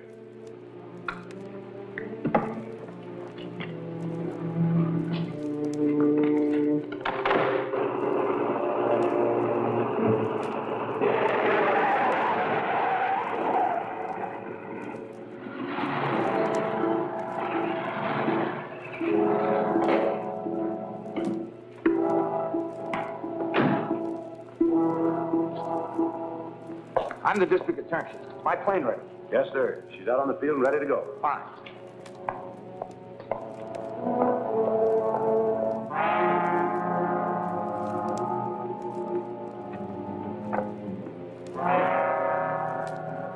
As soon as the motor starts, that bomb mechanism starts operating. And when the clock makes 10 revolutions, everything will go up. Come on, we gotta look busy.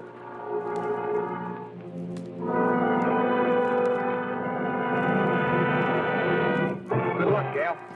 I'll make it all right. Bye. Bye.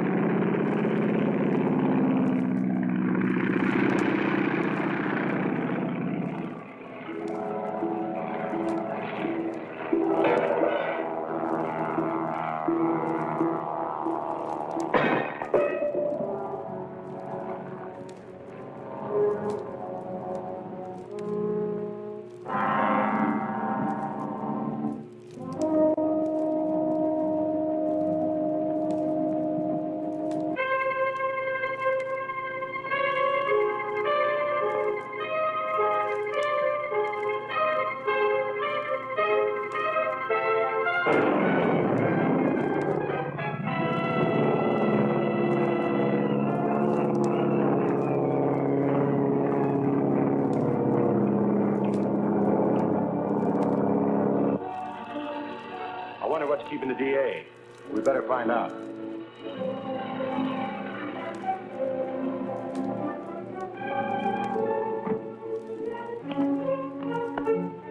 It's Captain America.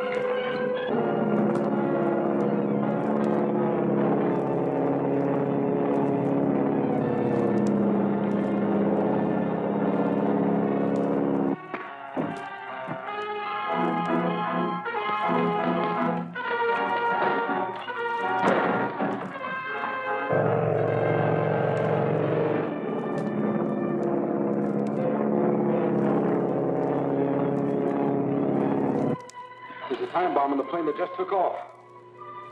What's the radio wavelength of that plane? 1575 megacycles. Thanks.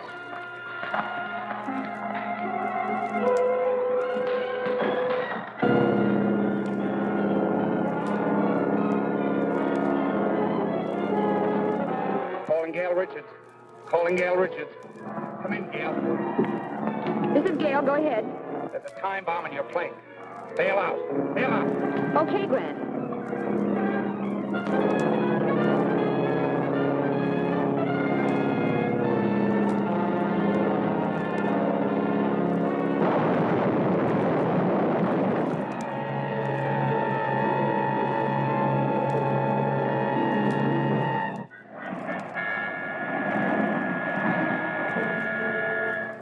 Scarab must have feared the blowgun would lead directly to him, or he wouldn't have gone to such extremes to destroy it. He certainly did a thorough job. There wasn't even a fragment of it left in the wreckage. I don't think those two prisoners will help us much. They're just two small-time thugs hired by Matson for that particular job. I wonder if the Scarab ever heard that the police make plaster of Paris copies of all important pieces of evidence. But we didn't have time to make a replica of that blowgun. I know that, but the Scarab doesn't. We could let the news leak out through the underworld that we have an exact duplicate from which Grayson can identify the owner of the original. And I'm willing to bet it won't be long before the Scarab hears about it.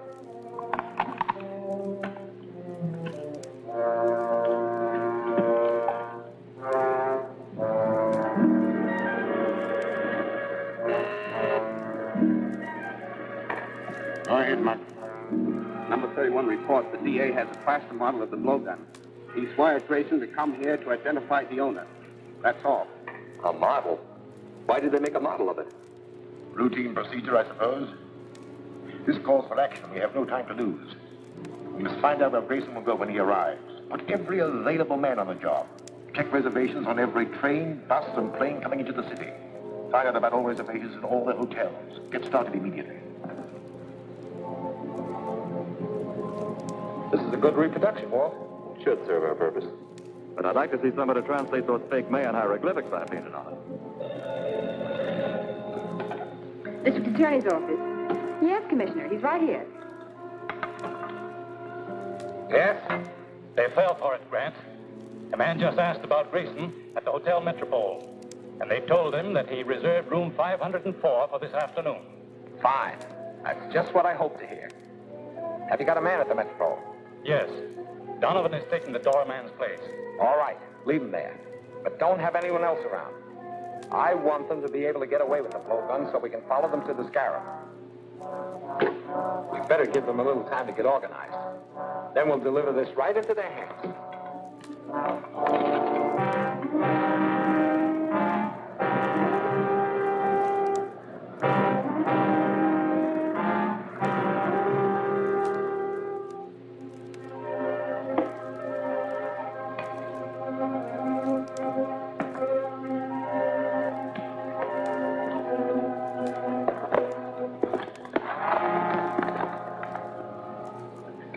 tube explode? You press the doorbell, and on the second chime, the wire will burn too, causing the tube to drop and break.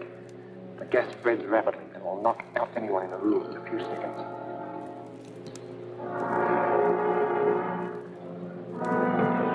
Anything new, Donovan? Yes, Matson and 2 others went in a few minutes ago. One of them stayed in the lobby, a lookout, I guess, and the others went up to the room. What about their car? Parked around the corner. Drive around and watch their car. If they should leave before I can get back, trail them.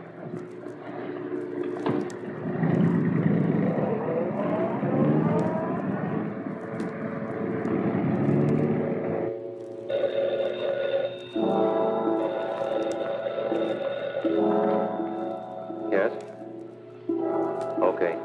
We'll take care of him. The DA's coming up here alone. He's carrying a long tubular case. A blowgun must be in it. Why is he coming before Grayson gets here? I don't know, but he's got the blowgun. That's all we want. Come on.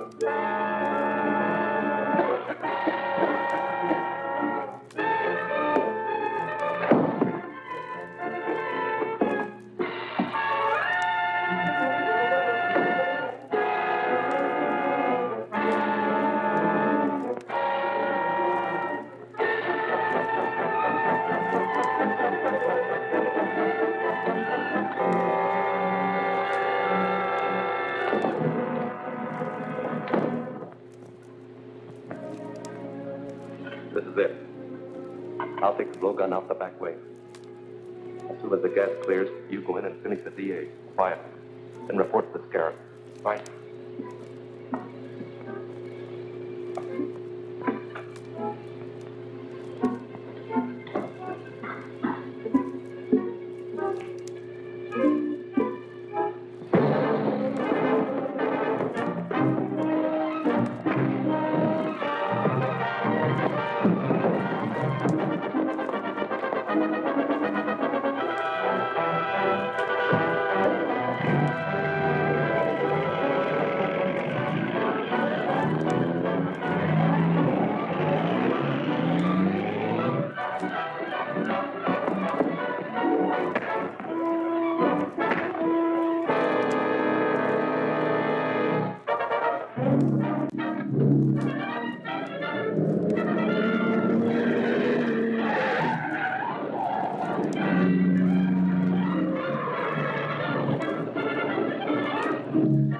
Matson drove out of the alley, and Miss Richards after him. Here, take my car.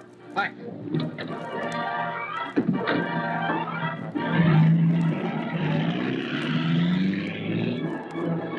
Calling Gail Richards. Calling Gail Richards. Come in, Grant. Where are you? Going out Jefferson Road. Matson's about a quarter of a mile ahead of me. Don't get too close. I'm following you in Donovan's car. Keep me posted. Right.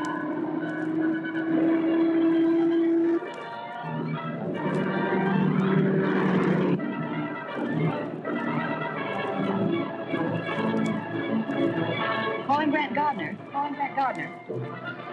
Come in, Gail. He just turned off toward that old barn east of the river. I know the place.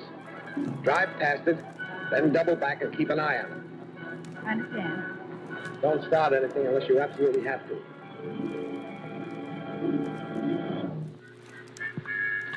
I'll have this fixed in a minute. Oh, hurry it up.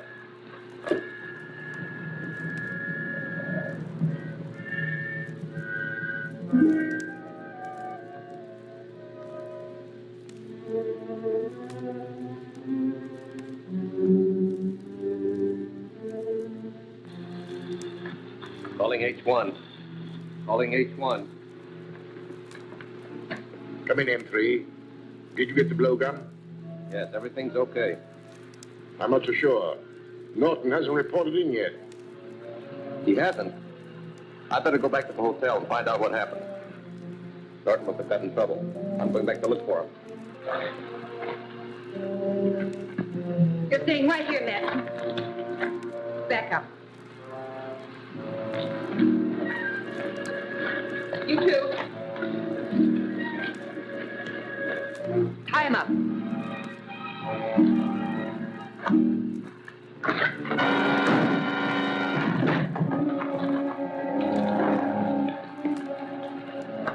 That was quick and easy. As far as she's concerned, yes. But she worked with Captain America, and he's probably on his way here now. We have too much stuff belonging to the museum stored here. And we can't take a chance of letting anyone find it. Spread a powder thing. We'll blow up the whole works and the girl with it.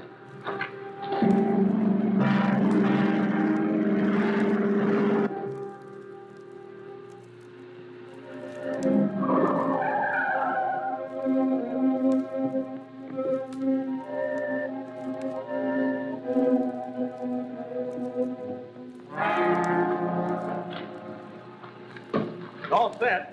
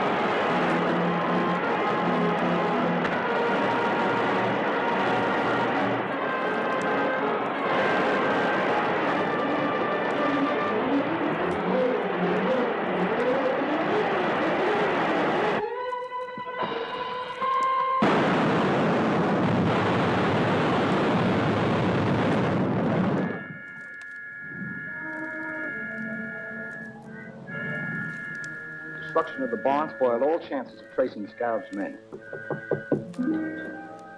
Oh, Gail? Have you gentlemen seen this?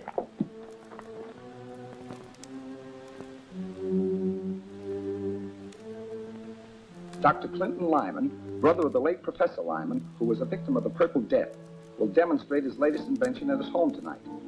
It is said that this device will restore life to plants and animals within certain limits of time. Witnessing the demonstration will be Lyman's fellow members of the Mayan Explorers Club. Why, that's dynamite. The Scarab's attacks have been made only on members of that club, and now they're publicizing a meeting like that. Looks like they're asking the Scarab to wipe them out. Get me Dr. Clinton Lyman's home, please.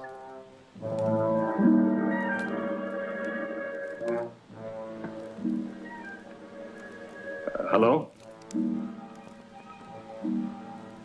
Oh, I never intended that to get into the papers. I simply mentioned it at a private luncheon at my club. I advise you to cancel tonight's demonstration. Oh, no, that's impossible. And you're only inviting disaster for yourself and your associates. No, I don't really think so. If it would relieve your mind, why not attend my demonstration? Thanks, I will. I'll be there with my assistant, Miss Richards. These scientists don't seem to realize their danger from the Scarab.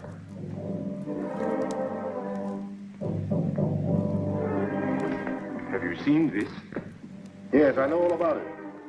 I had lunch with the Mayan Explorers Club, and I'm among those invited to Lyman's house. Is there anything to this perpetual life machine? We will find out tonight. Lyman will try and bring a dog back to life, and the Humane Society is cooperating in the experiment. If his device works, I must have it. I've always dreamed of an elixir that will give me power over death itself. You'll be there yourself. How can you possibly? Oh, it's relatively simple. Dinner shall be over at 8:45.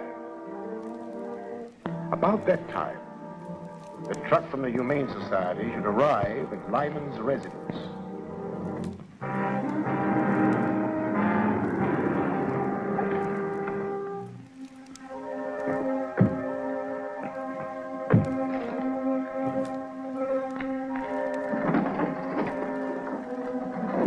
Remember, don't do a thing until you're sure the demonstration's a success. Right. Jerk is waiting in his car outside. He'll cover us in case we're trailed.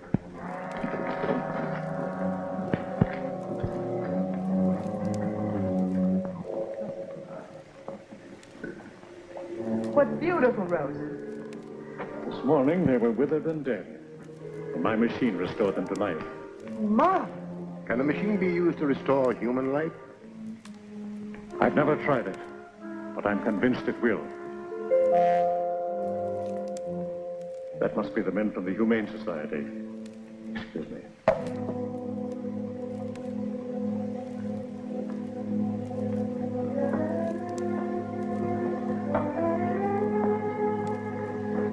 Put it here, please.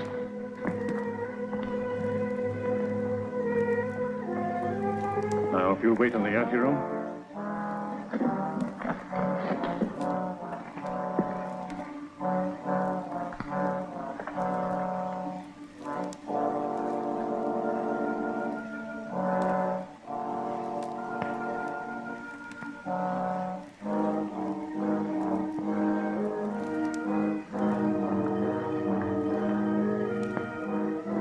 Speaking broadly, gentlemen, the principle of my machine is based on the diathermic method of inducing fever by high temperature.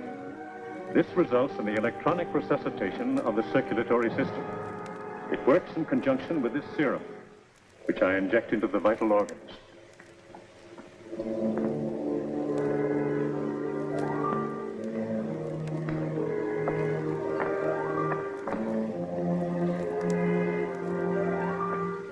Of course, if the subject has been dead too long, I cannot expect success.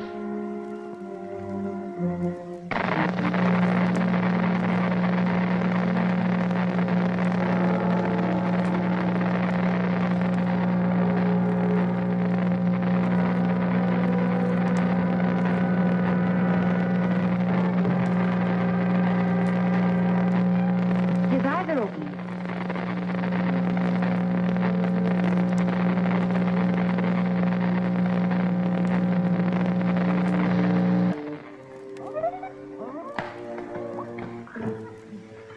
Gentlemen, I believe the experiment is a success. Wonderful, a miracle. Congratulations, Doctor, on your great contribution to science. Thank you. Here, doggy. I'll get him.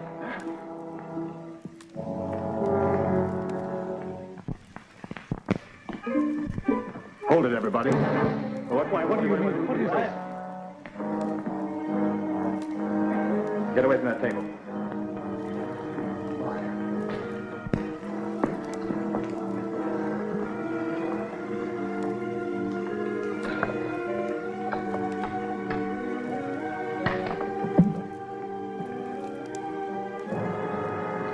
Keep him covered till I get back to help you with Lyman.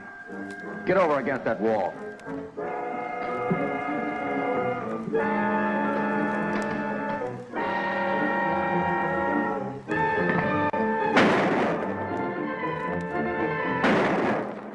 Something's gone wrong. Get away from here. I'll pick up Dirk and we'll take care of Lyman.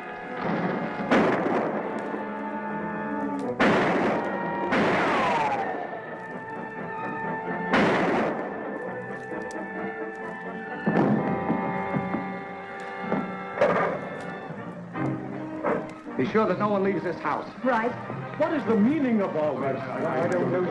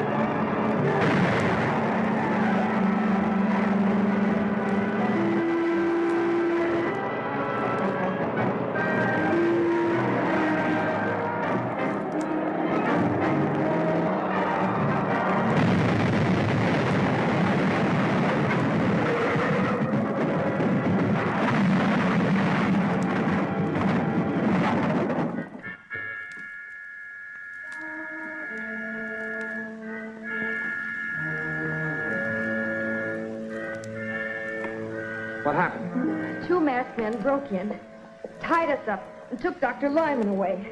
Dr. Maldor was hurt trying to resist them. Tore the mask off one man. It was Matson.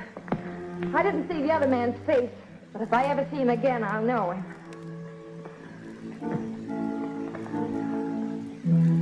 He'll be all right. Phone the commissioner to send out some detectives from the Identification Bureau. They might be able to identify that man I shot and give us a clue to the Scarab.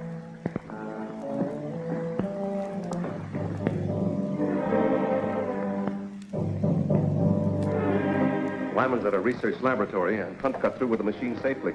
We really outfoxed the DA this time. Not entirely. He found a watchman's key on Rick's body, and it won't take him long to trace it. Where did Rick work? He was a night watchman at the Collins gravel pits. We've been using the office there as a meeting place at night. Well, go there immediately and destroy any evidence that might point to me before the district attorney gets there. Or wait. I have a better plan.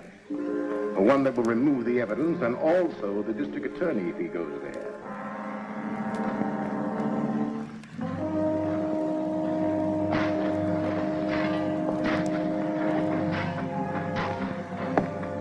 Take the plunger off about 200 yards.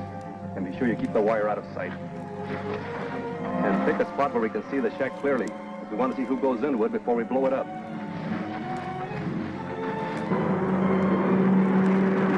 I'll jump off about 100 yards from the entrance. Keep going. You know what to do.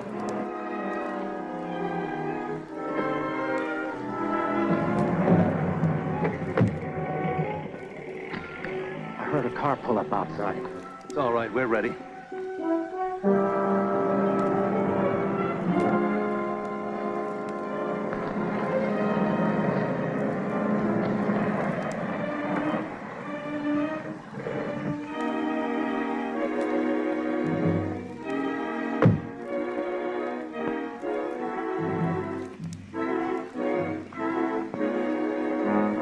Girl.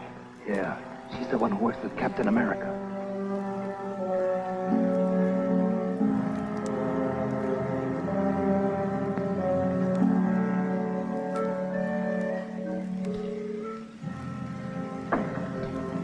Shall I blow it? No, wait a minute. Captain America might show up, too. He'd never let her come out here alone. You're right. Get your hands up.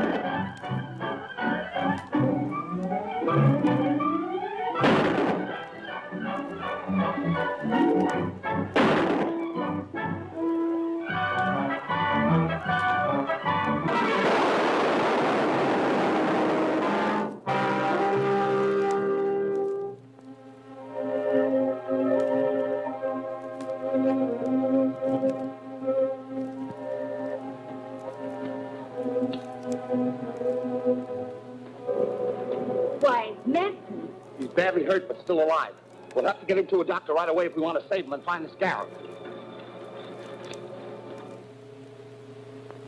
Bart Matson, who was captured last night by Captain America after a desperate fight, has been positively identified as the criminal who abducted Dr. Lyman and stole his world-famous life-restoring machine. Fatally injured in the battle, Matson is now in the home sanitarium on the verge of death. Attending physicians hope that he may revive sufficiently to speak.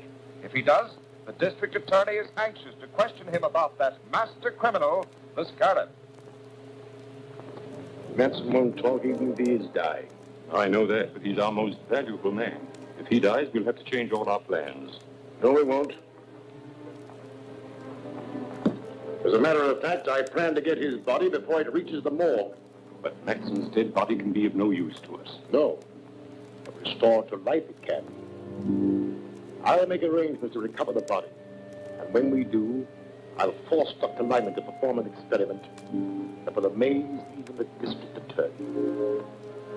What's the latest on that? He's getting worse. The doctors have lost all hope of saving his life. Oh, yes, Commissioner. Dr. Black just phoned me from the sanitarium. Matson is dead. I've ordered the guards removed, and the county morgue will pick up the body. Well, that's unfortunate. Matson's death robs us of the best lead we ever had to the Scarab. But the search must go on for Dr. Lyman. Put every available man on the job. Okay, Grant. We better go down to the sanitarium and talk to Dr. Black. It's just possible that Matson made some delirious remark, which may help us locate Dr. Lyman.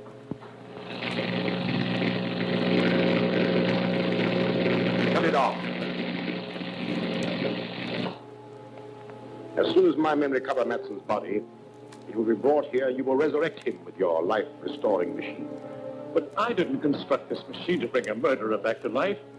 And besides, it would take 1,000,000 volts of electrical energy before this machine would be effective on a man. Well, fortunately, I read your comments on the operation of your machine. And I've been able to supply everything you may require. Come. I'll show you.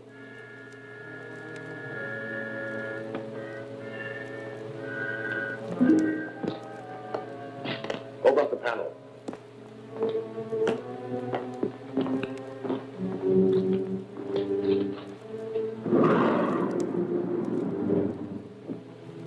This apparatus, Dr. Lyman, is capable of generating all the electricity you can possibly need.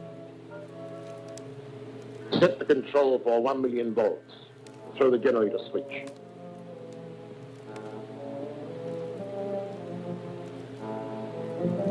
If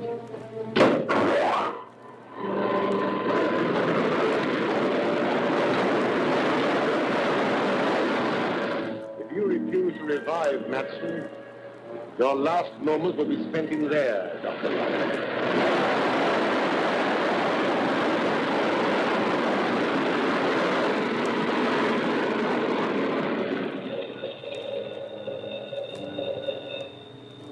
Yes? Oh, yes, Gruber. Very well, we'll be ready. You won't have long to wait, Doctor. My men report that the morgue truck has just arrived at the home sanitarium.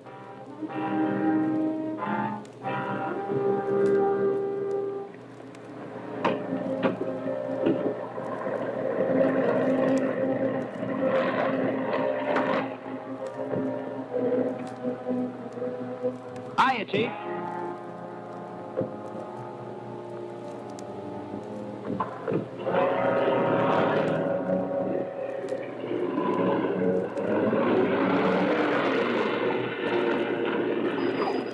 What's the trouble?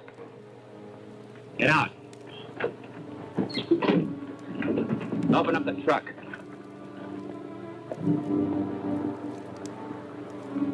If only Manson had talked. We still have a chance. Some of his friends may try to claim the body. If they do, I'll have them trailed. We'll go to the morgue and make the necessary arrangements.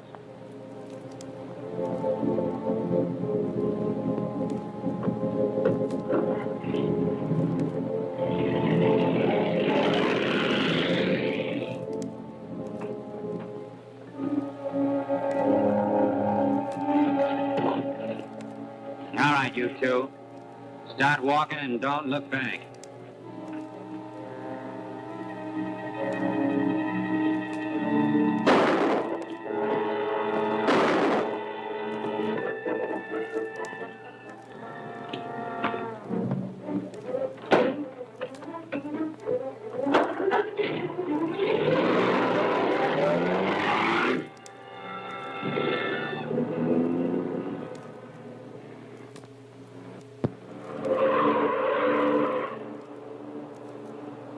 Well, that's the truck from the county morgue.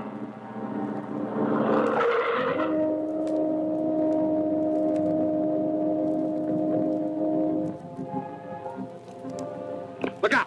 Don't step there. Something written on the ground. 1D7744. That must be the license number of the killer's car. This man must have written it before he died. I'll have Davis check on that.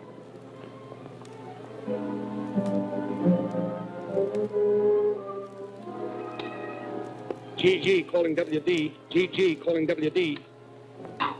Come in, GG. The morgue wagon was hijacked. An automobile with the license number 1D7744 may be involved. Have the commissioner send out a general alarm to locate the car, but make no arrests. I'll handle this case myself. I'm on my way back to the office now. Okay, Chief. I just want to verify this number. 1D7744.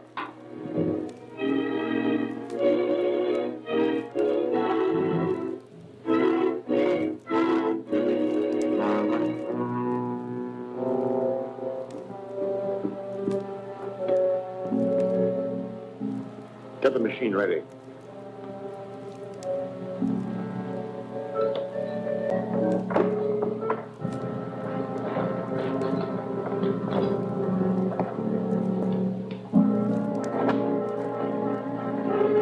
If Madsen does not revive Dr. Lyman, your body will be used in the next experiment.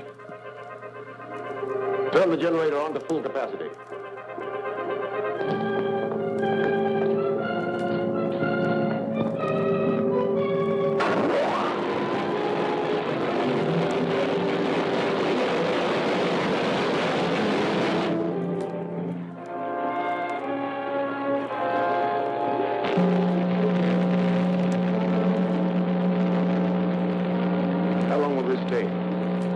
Well, it'll be some time before I'll know. This man has been dead for hours. The commissioner just phoned. That car belongs to the Electronic Researchers Limited. They've located it in front of the terminal building where that company has its office and shop. Fine. That's all I want to know.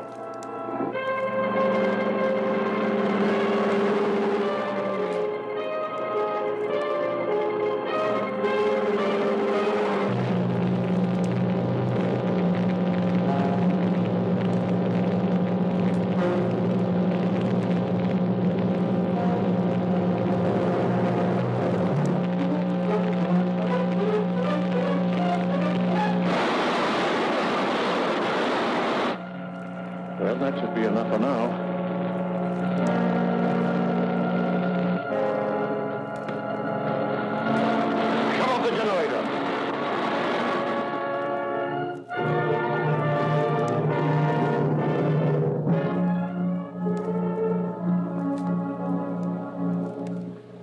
He's ready for the serum now.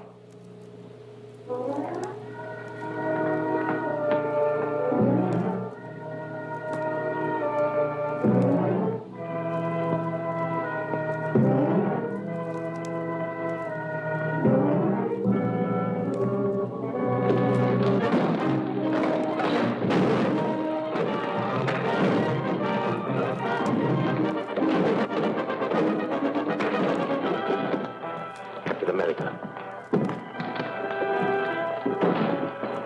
How much longer will it take you to revive? Well, only a few seconds. But I hope by that time Captain America will have captured both of you.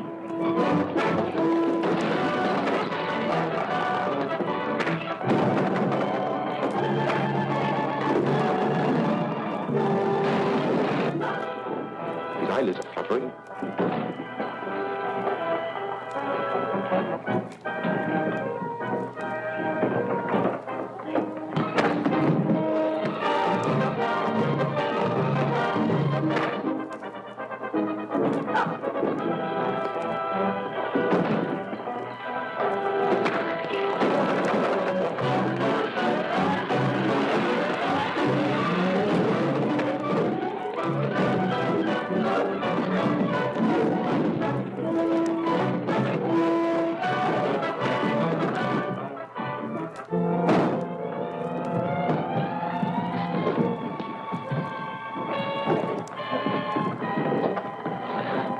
Get out of the window, Matson.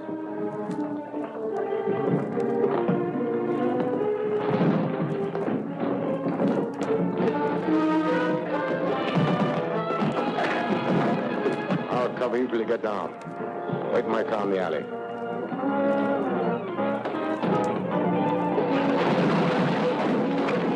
Pick up the machine and follow him.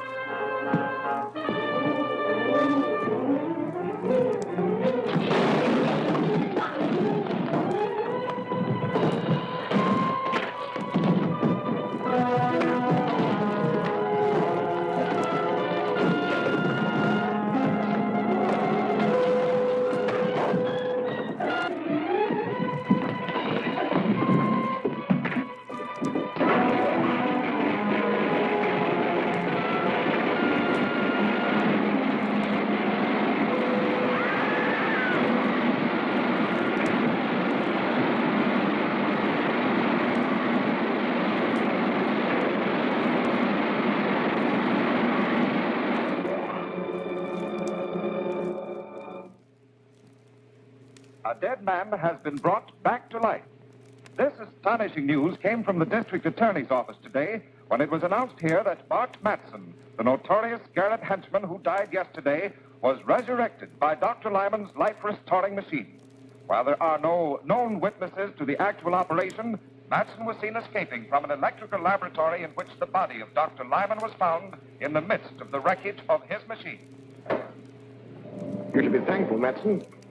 You're the only authentic case of modern times of a man who has returned from the dead. I owe you a lot for that. Too bad Lyman smashed the machine. Yes, it's unfortunate. However, we've destroyed another enemy. Don't forget that Captain America turned Dirk over to the police. They'll slap a murder charge on him. Oh, I don't think so. The only witness is Captain America, and he can't testify without revealing his identity. If he does that, we should be compensated for the risk we are taking. Dirk might talk. They put the screws on. No. I'm taking all precautions. Our lawyer has gone to see him. He'll warn Dirk to keep silent.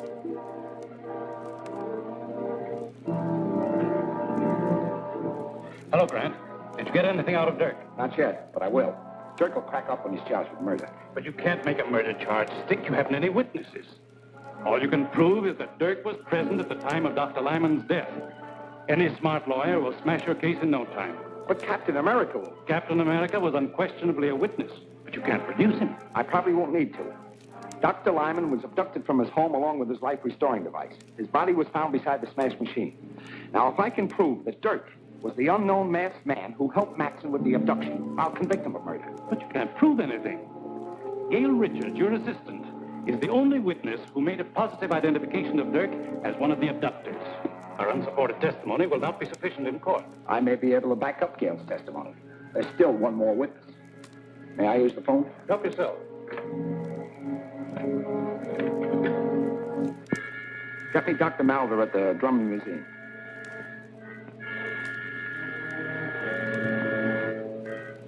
Yes, Gardner. Is there something I can do for you? I hope so. We have a prisoner here who we believe is one of Lyman's murderers. Now, we'll have a case against him if you can testify that he was one of Lyman's abductors. But he was masked. I only saw the man that Miss Richards called Matson. I understand that. But we'll put a mask on the prisoner, and there may be something, some gesture or some mannerism that you may recognize. At any rate, it's worth a trial. Now, could you arrange to be in my office at 2 o'clock this afternoon? Of course. And I hope you have the right man.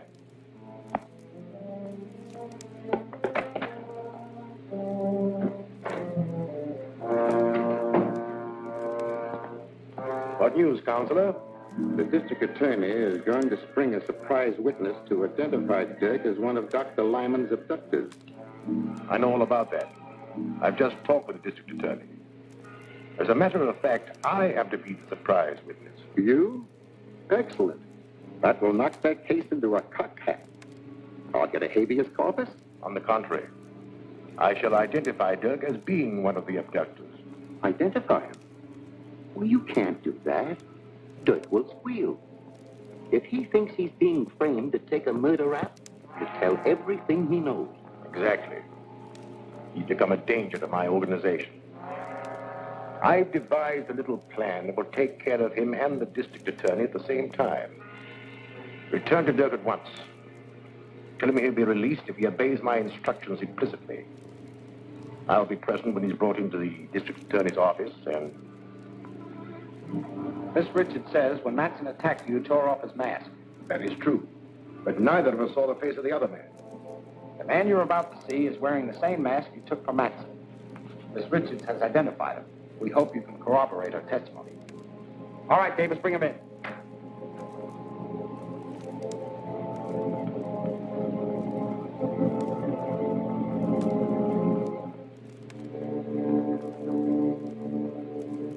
No, I'm sure this is not the one.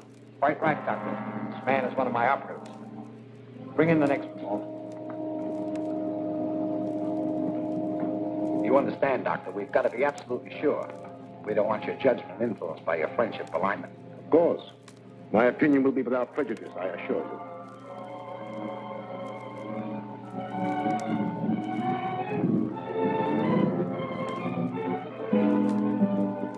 This unquestionably is the man who looted Matson in the raid on Lyman's house. That's a lie. You're trying to frame me. Are you willing to identify this man under oath? Positively. That's good enough to convict. Book him for murder. Murder? You can't do that. Suppose I talk. What'll I get? If you'll name the Scarab, I'll accept a plea of guilty of second-degree murder.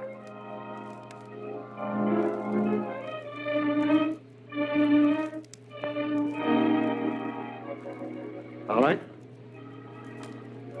Scarab was Dr. Lyman himself. Oh, that's preposterous. The man's crazy. Lyman was a soul of honor. He might just as well accuse me of being the Scarab. That trick won't work. You can't save your neck by accusing a dead man. It's true. Lyman was using his machine to bring Matson back to life. Why did Matson kill him? How can I tell what a man will do who's just been resurrected from the dead? We'll have to have more evidence than just your word. I can prove it, but I won't talk before this guy, whoever he is. All right. If you'll excuse us, Doctor, and thanks for your help. Glad to give it. Glad.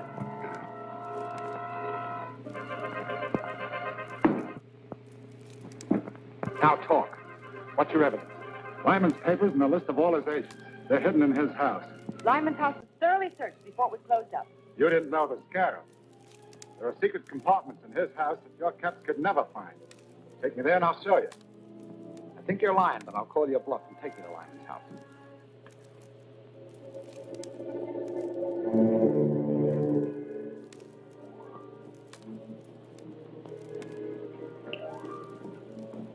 See that you don't fail this time. Dirk has served his purpose and is of no further use to us. He and Gardner must be destroyed. Leave it to me. I'll drop them the minute they come through the door. Not quite so quickly. Before they die, let them know that theirs is the fate of all who attempt to thwart the Scarab.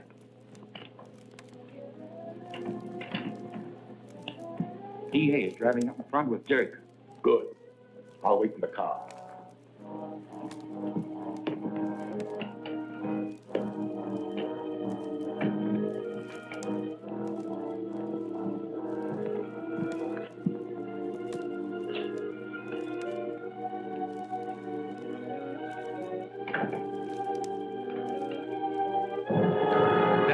Gardner. Good work, Matson. I knew the Scarab wouldn't let me down. Quiet, you double-crosser. When you threatened to squeal, you signed your own death warrant. As for you, Mr. D.A., you're finally going to pay the penalty for interfering with the Scarab.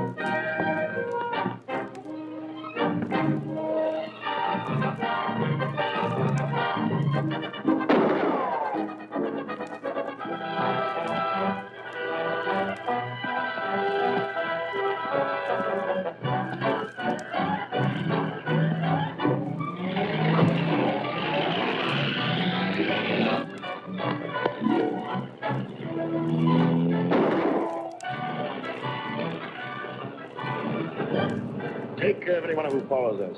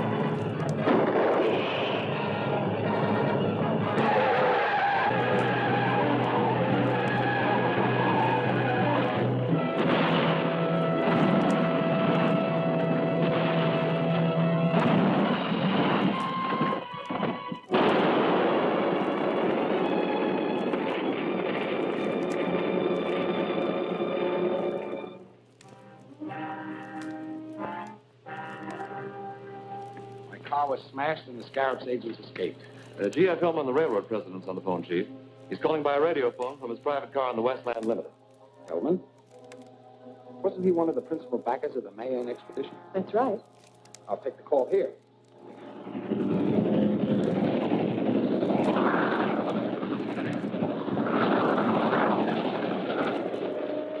I've made a remarkable discovery. A clay tablet which I received from the last Mayan expedition was dropped and broken yesterday and exposed a copper plaque etched in Mayan symbols. It's a portion of a map showing the location of the fabulous Temple of Emeralds in the lost city of Zada. That's a dangerous discovery, Mr. Hillman. The Scarab will stop at nothing to obtain that map. That's why I'm calling you. A duplicate stone tablet, undoubtedly containing the missing portion of this map, was given to Dr. Maldor, curator of the Drummond Museum. You both must be protected. Not a word about this to anyone. I'll arrange reservations for you at a quiet hotel. Plainclothesmen will meet you at the depot and escort you there. Meanwhile, I'll contact Dr. Maldor and warn him. Thank you, Mr. Gardner. I'll take the necessary precautions. Goodbye. DA, huh? What's he want to know? He already knows too much. Bring the bronze box from the display case of the Mayan exhibit. I've been a fool. The key to the secret wealth of Zada. Half of a map to locate the temple has been lying here in the museum under my nose. Half of a map? Has it been torn? No. It was etched on a copper plate and must have been broken in two parts for better concealment. Hillman discovered one of them and is taking it to the district attorney.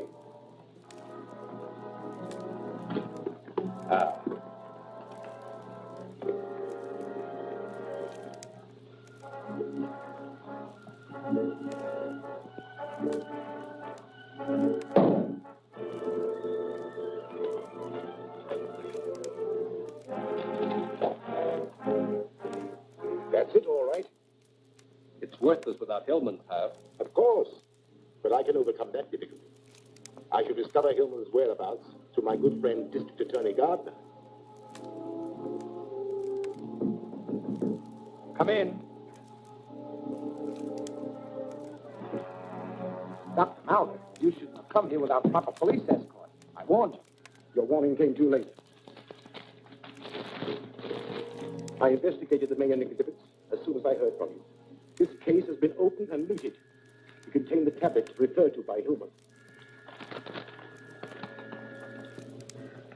Any indication how the thief got in? Not a sign. Who has handled this case? Only my assistant, Gruber, and myself. Well, have a seat, Doctor. I'll have Davis check this completely for me.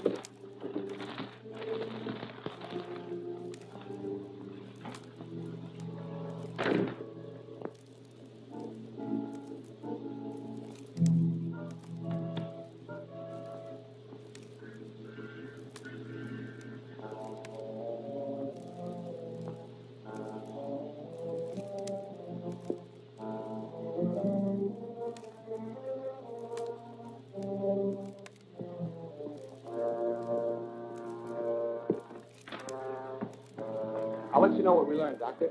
Meanwhile, I'll have the police search the museum for additional clues. Fine. And you tell Hillman what happened? Yes, I'll phone him right away. Now, if you'll excuse me, Doctor. I certainly. Goodbye.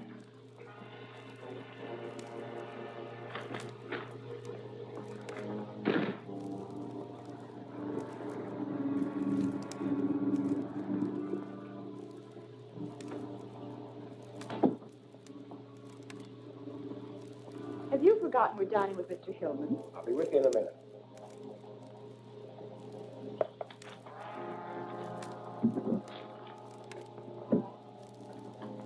All right, let's go. Hello? Yes? I'll bring them over right away. Commissioner, he's just received the police report on the museum robbery and wants all confidential files brought to him immediately. I'll have to go back to the office and pick them up. But what about our dinner engagement? You go ahead. I'll try to join you later.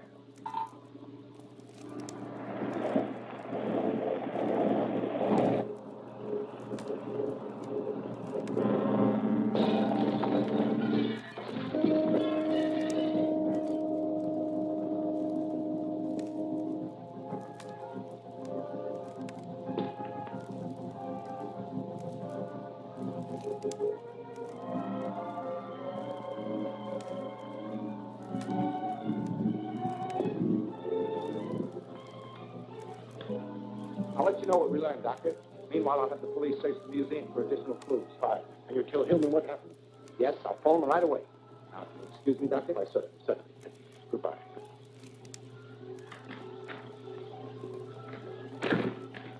Get me Mr. Hillman, Hotel Metropole, Suite 504.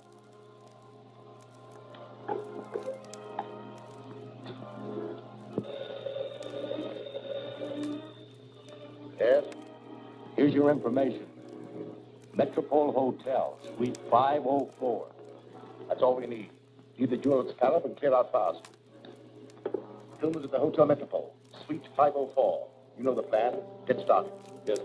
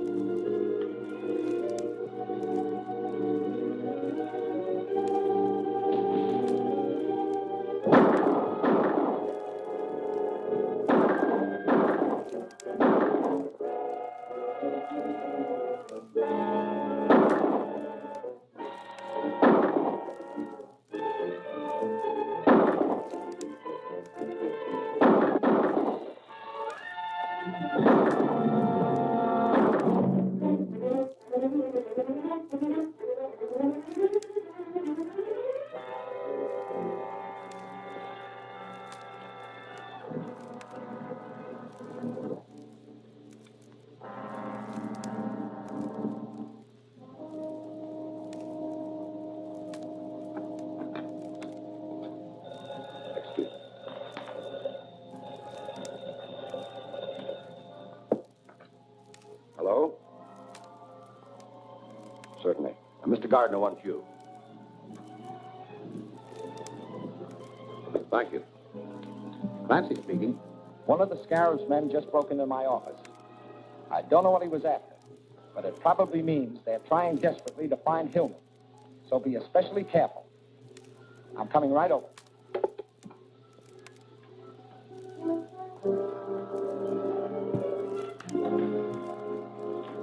Mr. Gardner can't arrive too soon to take the accursed thing off my hands. That's probably the waiter. Better play safe and hide that thing.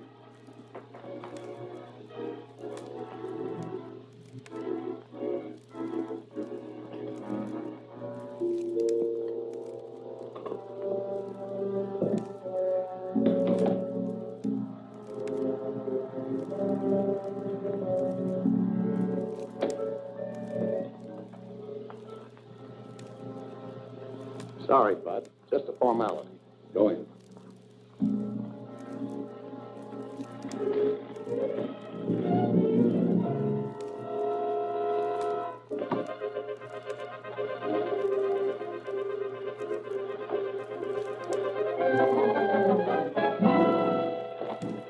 What's the meaning of this?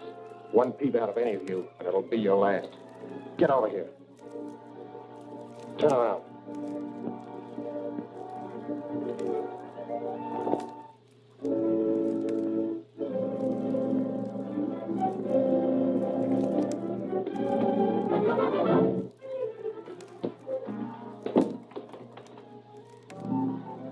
Tie up the copper and that girl.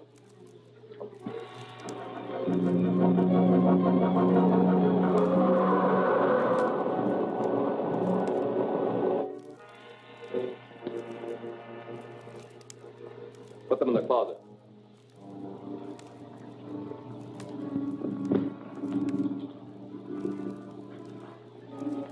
Now, Mr. Hillman, the Scarab wants the other half of the treasure map. You may tell the Scarab I'll not aid his murderous plans, even at the risk of my life. Not only your life, but the thing.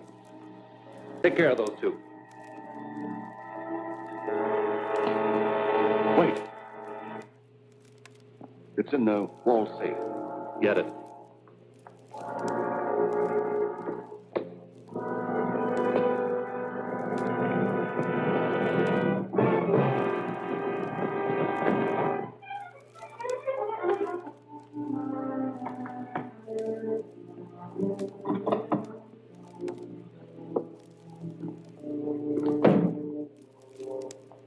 Watch him.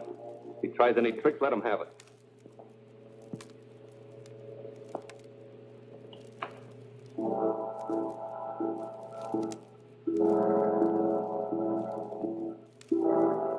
Looks like the real thing, all right. Now, we're taking you to a nice, quiet place where you can decipher both pieces of this map for us. We'll go out the service entrance. Take a look in the corridor and see if it's clear.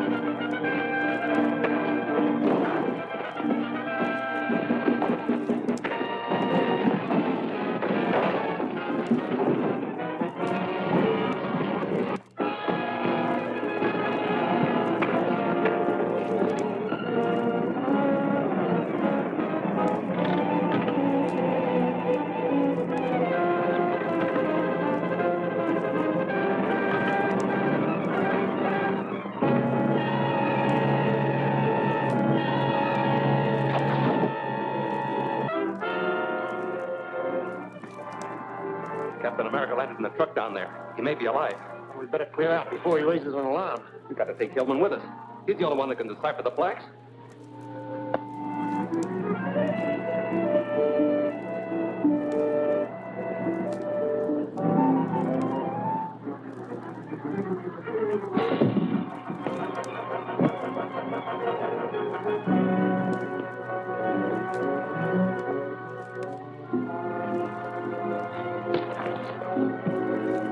You're coming with us.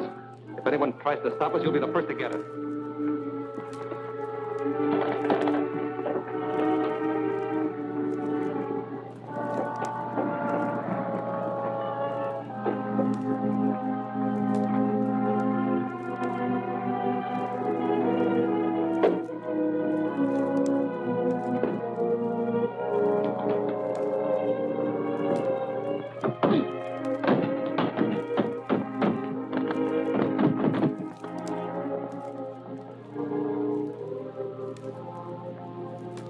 Those men took Hillman away with them.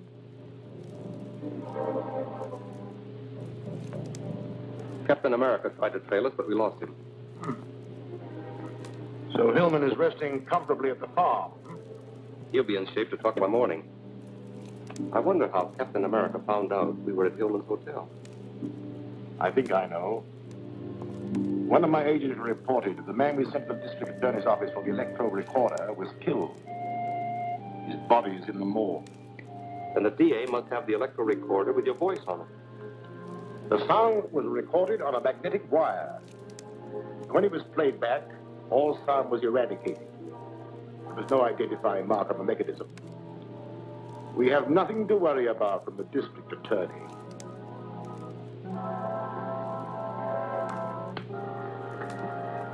The man I found here must have thrown this out the window. I picked it up in the street below. Seems to be a recording device of some kind. Yes, and it may have been planted in this office. Check it over thoroughly, Walter. All right, Chief. Give you a full report in the morning. Fine. Let's hope we get a lead to the Scarab.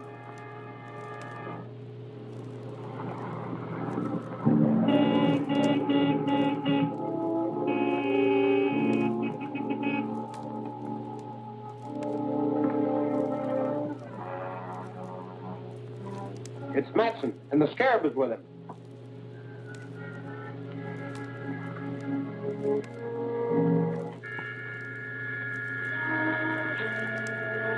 Dr. Maldor, so you are the Scarab.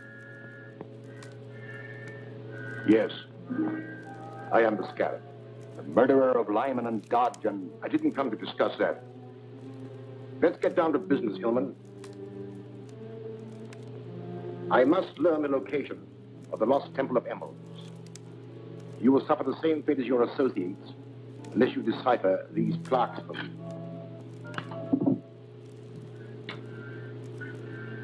I won't do it.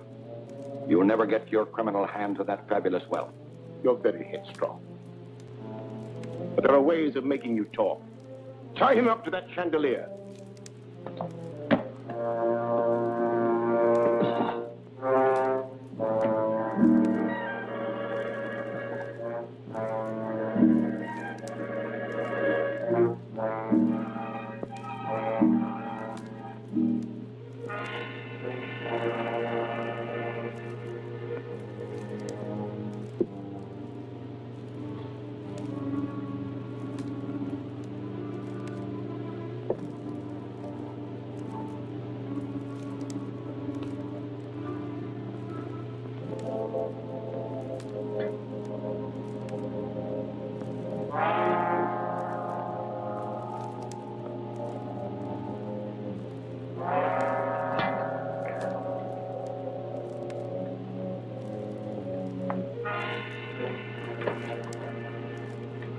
There'll be plenty of time to get the information I want.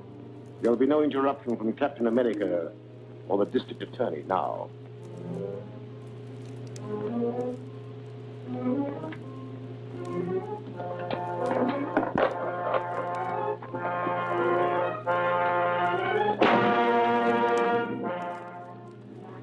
What'd you find out? Well, there were no identifying marks on the parts, but I found a fingerprint on one of the magnetic coils. Good. Now we're getting somewhere. Definitely. I identified the fingerprint as that of Ed Graham.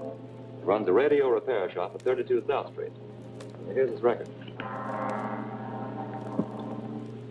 Arrested 3 times on suspicion of robbery and receiving stolen goods.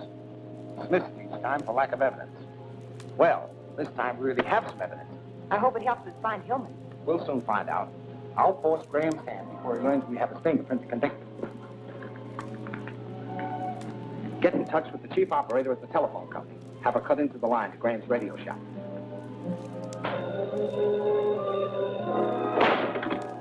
Hello? Just a minute. I'll talk. Cut him down. Graham's on the phone.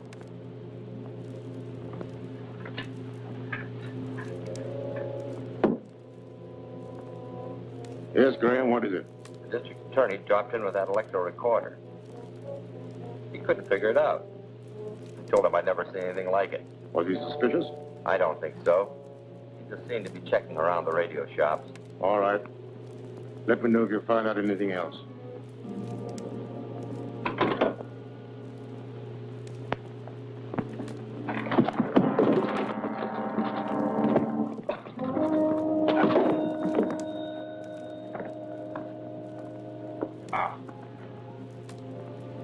You may have fractured his skull. Your stupidity will delay my learning the secret of those plaques.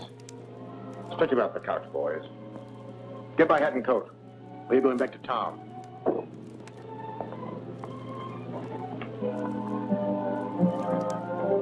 Yes, Alfred. Thank you.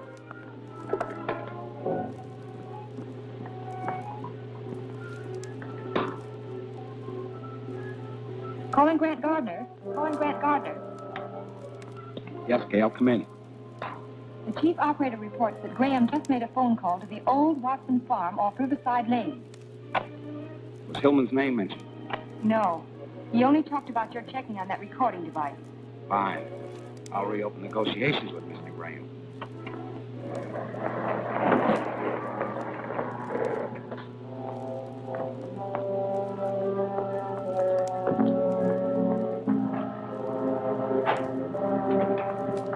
You're under arrest.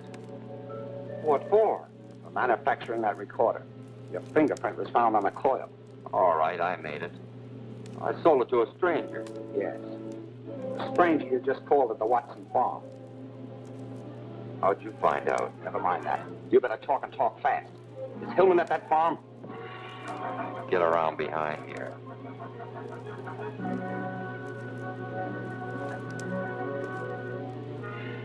In the back room.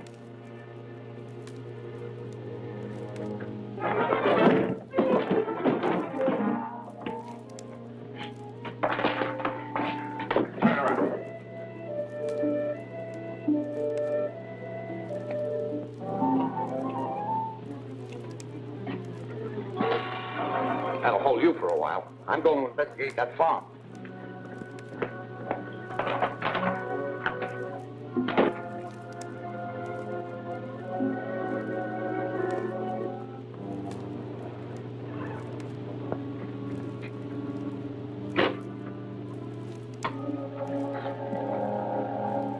Calling H1. Calling H1. This is Graham. Calling H1. Come in, Graham. This is Gruber. The DA's got me tied up in my shop. He's on his way to the Watson farm. Warn the Scarab. I'll phone the farm. Then I'll send someone down to release you.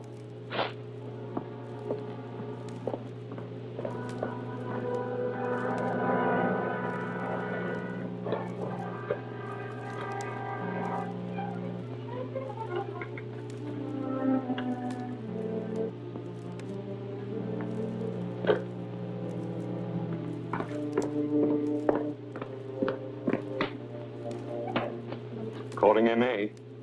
Calling MA. Calling MA. This is Gruber. Come in. What's the trouble? The DA got the goods on Graham. He's on his way to the farm right now. Tried to phone him there, but no one answers. Shall I try again? It's no use. The phone's out of order. There's no way to warn them. Can you beat the DA to the farm? No, it's impossible. Call my pilot. Tell him to have the plane ready to take off. Instruct him to load the bomb rack. Lyman knows that I'm the Scarab. There's never lived to talk. You've got to fly there and bomb the house. Yes, sir.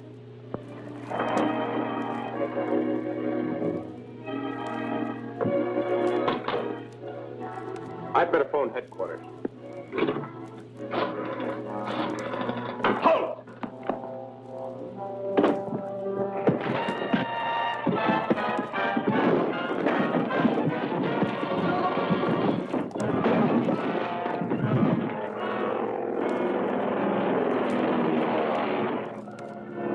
We're coming to the house now. Nose are down.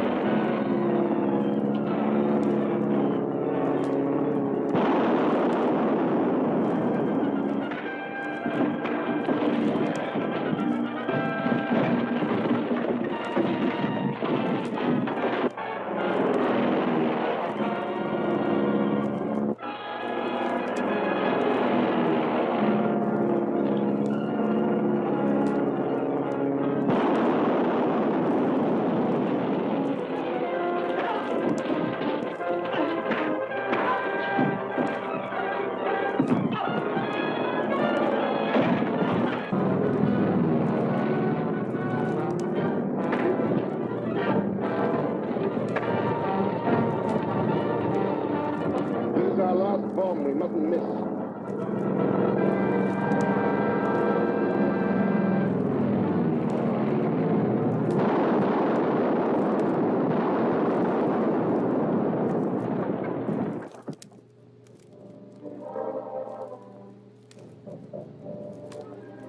G.F. Hillman, wealthy railroad president, was rescued today by Captain America from the Scarab's agents, who bombed a farmhouse where he was being held prisoner.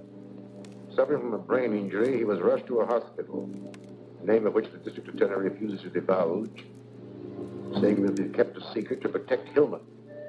If Hillman does regain consciousness, you'll tell him that you are the Scarab. He must be killed before he can talk. How? Only the DA and Captain America know where he is. It is obvious that the district attorney and Captain America are the same man. When Graham phoned from the radio shop, he said that the district attorney was on his way to the Watson farm. Yet Captain America was the one who reached there. That doesn't locate Hillman for us. Gail Richards will.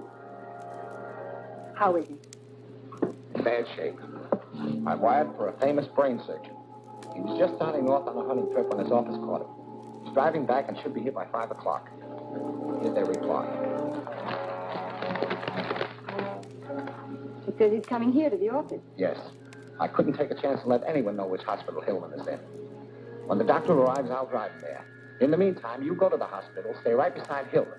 In the event that he regains consciousness, try and get a statement, even for a moment. Understand? Right.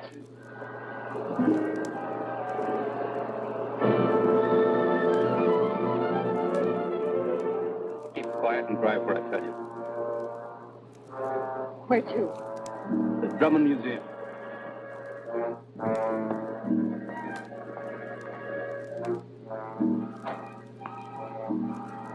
It's good to see you, Miss Richards. Be seated. Dr. Maldor, why was I brought here?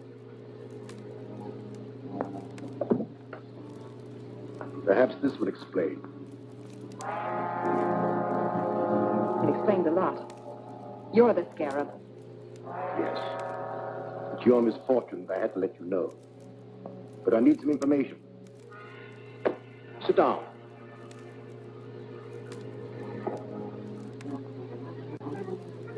Tell me, where are they keeping Hillman?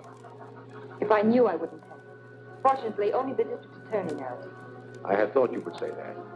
But I have a means of making you tell me the truth.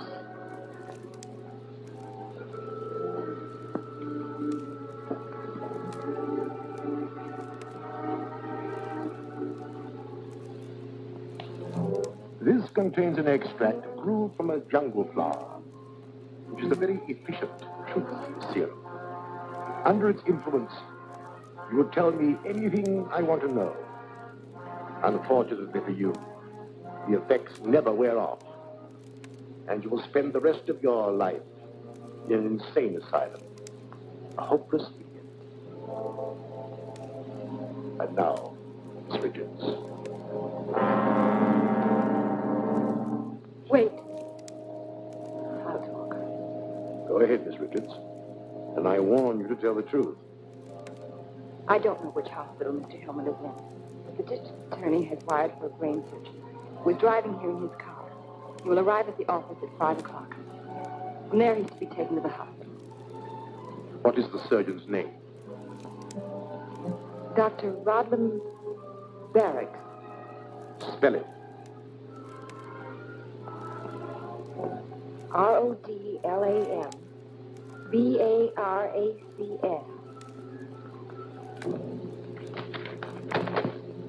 Contact Agent 33. Tell him to use this name and to go to the district attorney's office. Mr. Gardner, I'm Dr. Rodlam Barracks. How do you do, Doctor? Would you have a chair?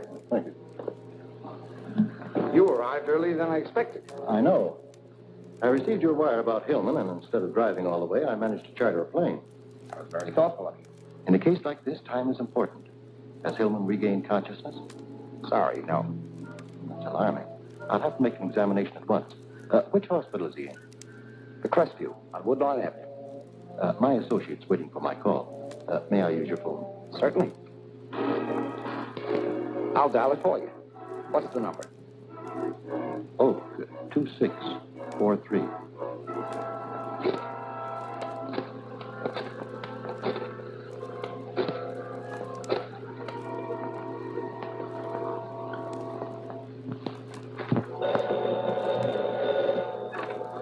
Hello? Get my surgical kit and meet me at the Crestview Hospital on Woodlawn Avenue. Understand? Got it. I'll take care of everything. The men are waiting downstairs. One will meet you in the lobby of the hospital in case of trouble. The other will wait in the getaway car. I'll be here when you get back. Very well. I'll start at once. I'm sorry I can't go with you, Doctor, but I have some work to do. Please phone in your report as soon as possible. Of course, Mr. Gardner. Thank you.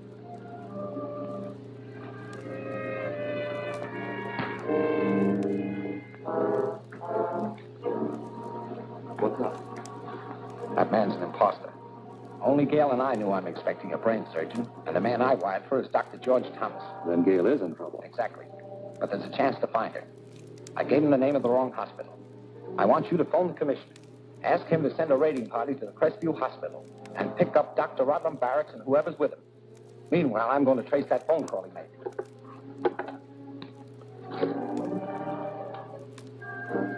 This is the district attorney.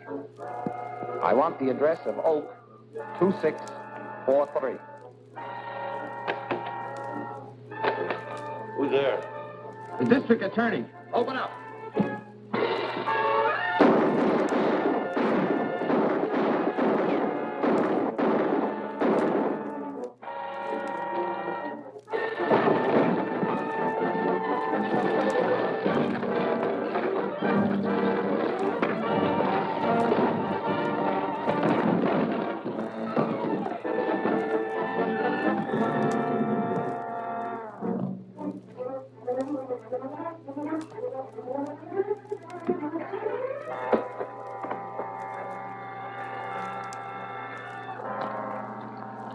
Where's Miss Richards?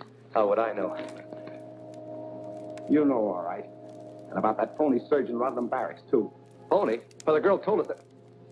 She gave you the wrong name. She made this one up to warn me. And at the same time to tell me that Maldor is the Scarab. Maldor? You're crazy. Hey, how could she do that? Rodland Barracks is Maldor Scarab spelled backward. See? S-C-A-R-A-B. M-A-L-D-O-R. Maldor is the Scarab. When Maldor finds out she double-crossed him, he'll kill her. She'll have a horrible death. Well, you know what? Shut up. He won't find it out in time. Yes? The whole thing was a trap. The cops were waiting at the hospital. Got the others. I just managed to escape. Hold the car there for a fast getaway. We'll be out as soon as we dispose of the girl.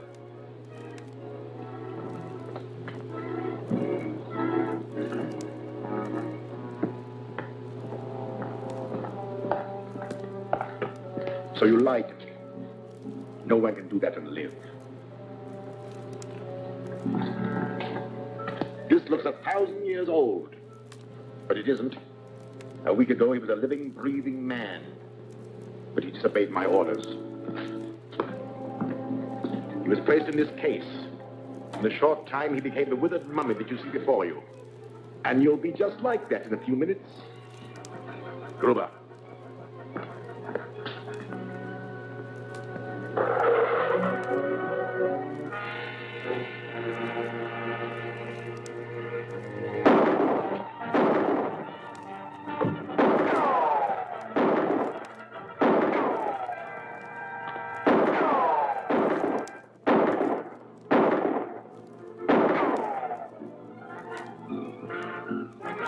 I'll get our valuables together while you connect the mummifying gas.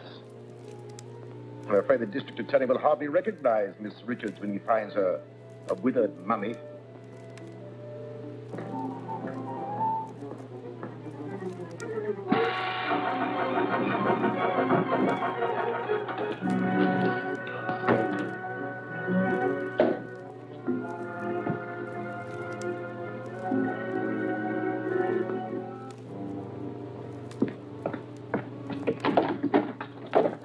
Leaving, Mr. Scarab? You arrived sooner than I expected, Mr. District Attorney. Where's Gail Richards? Well, you'll never find her unless you're willing to exchange her life for my freedom. The Scarab will have the pleasure of turning on the gas himself. Better make a deal, Captain America. In a few minutes, it will be too late to save Miss Richards. Then she's in the building. Tell me where she is.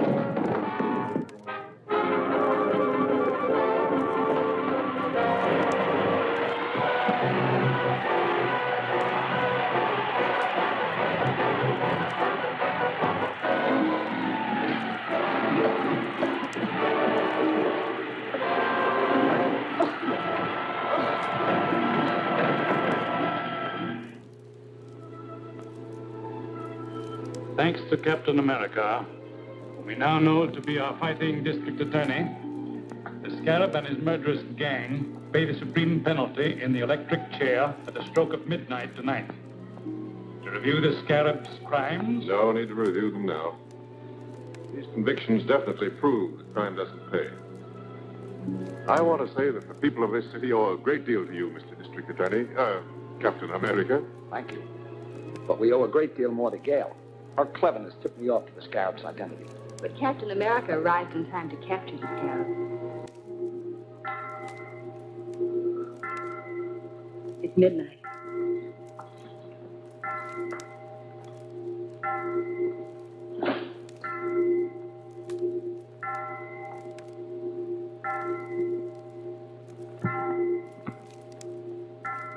The toll of doom for the Scarab.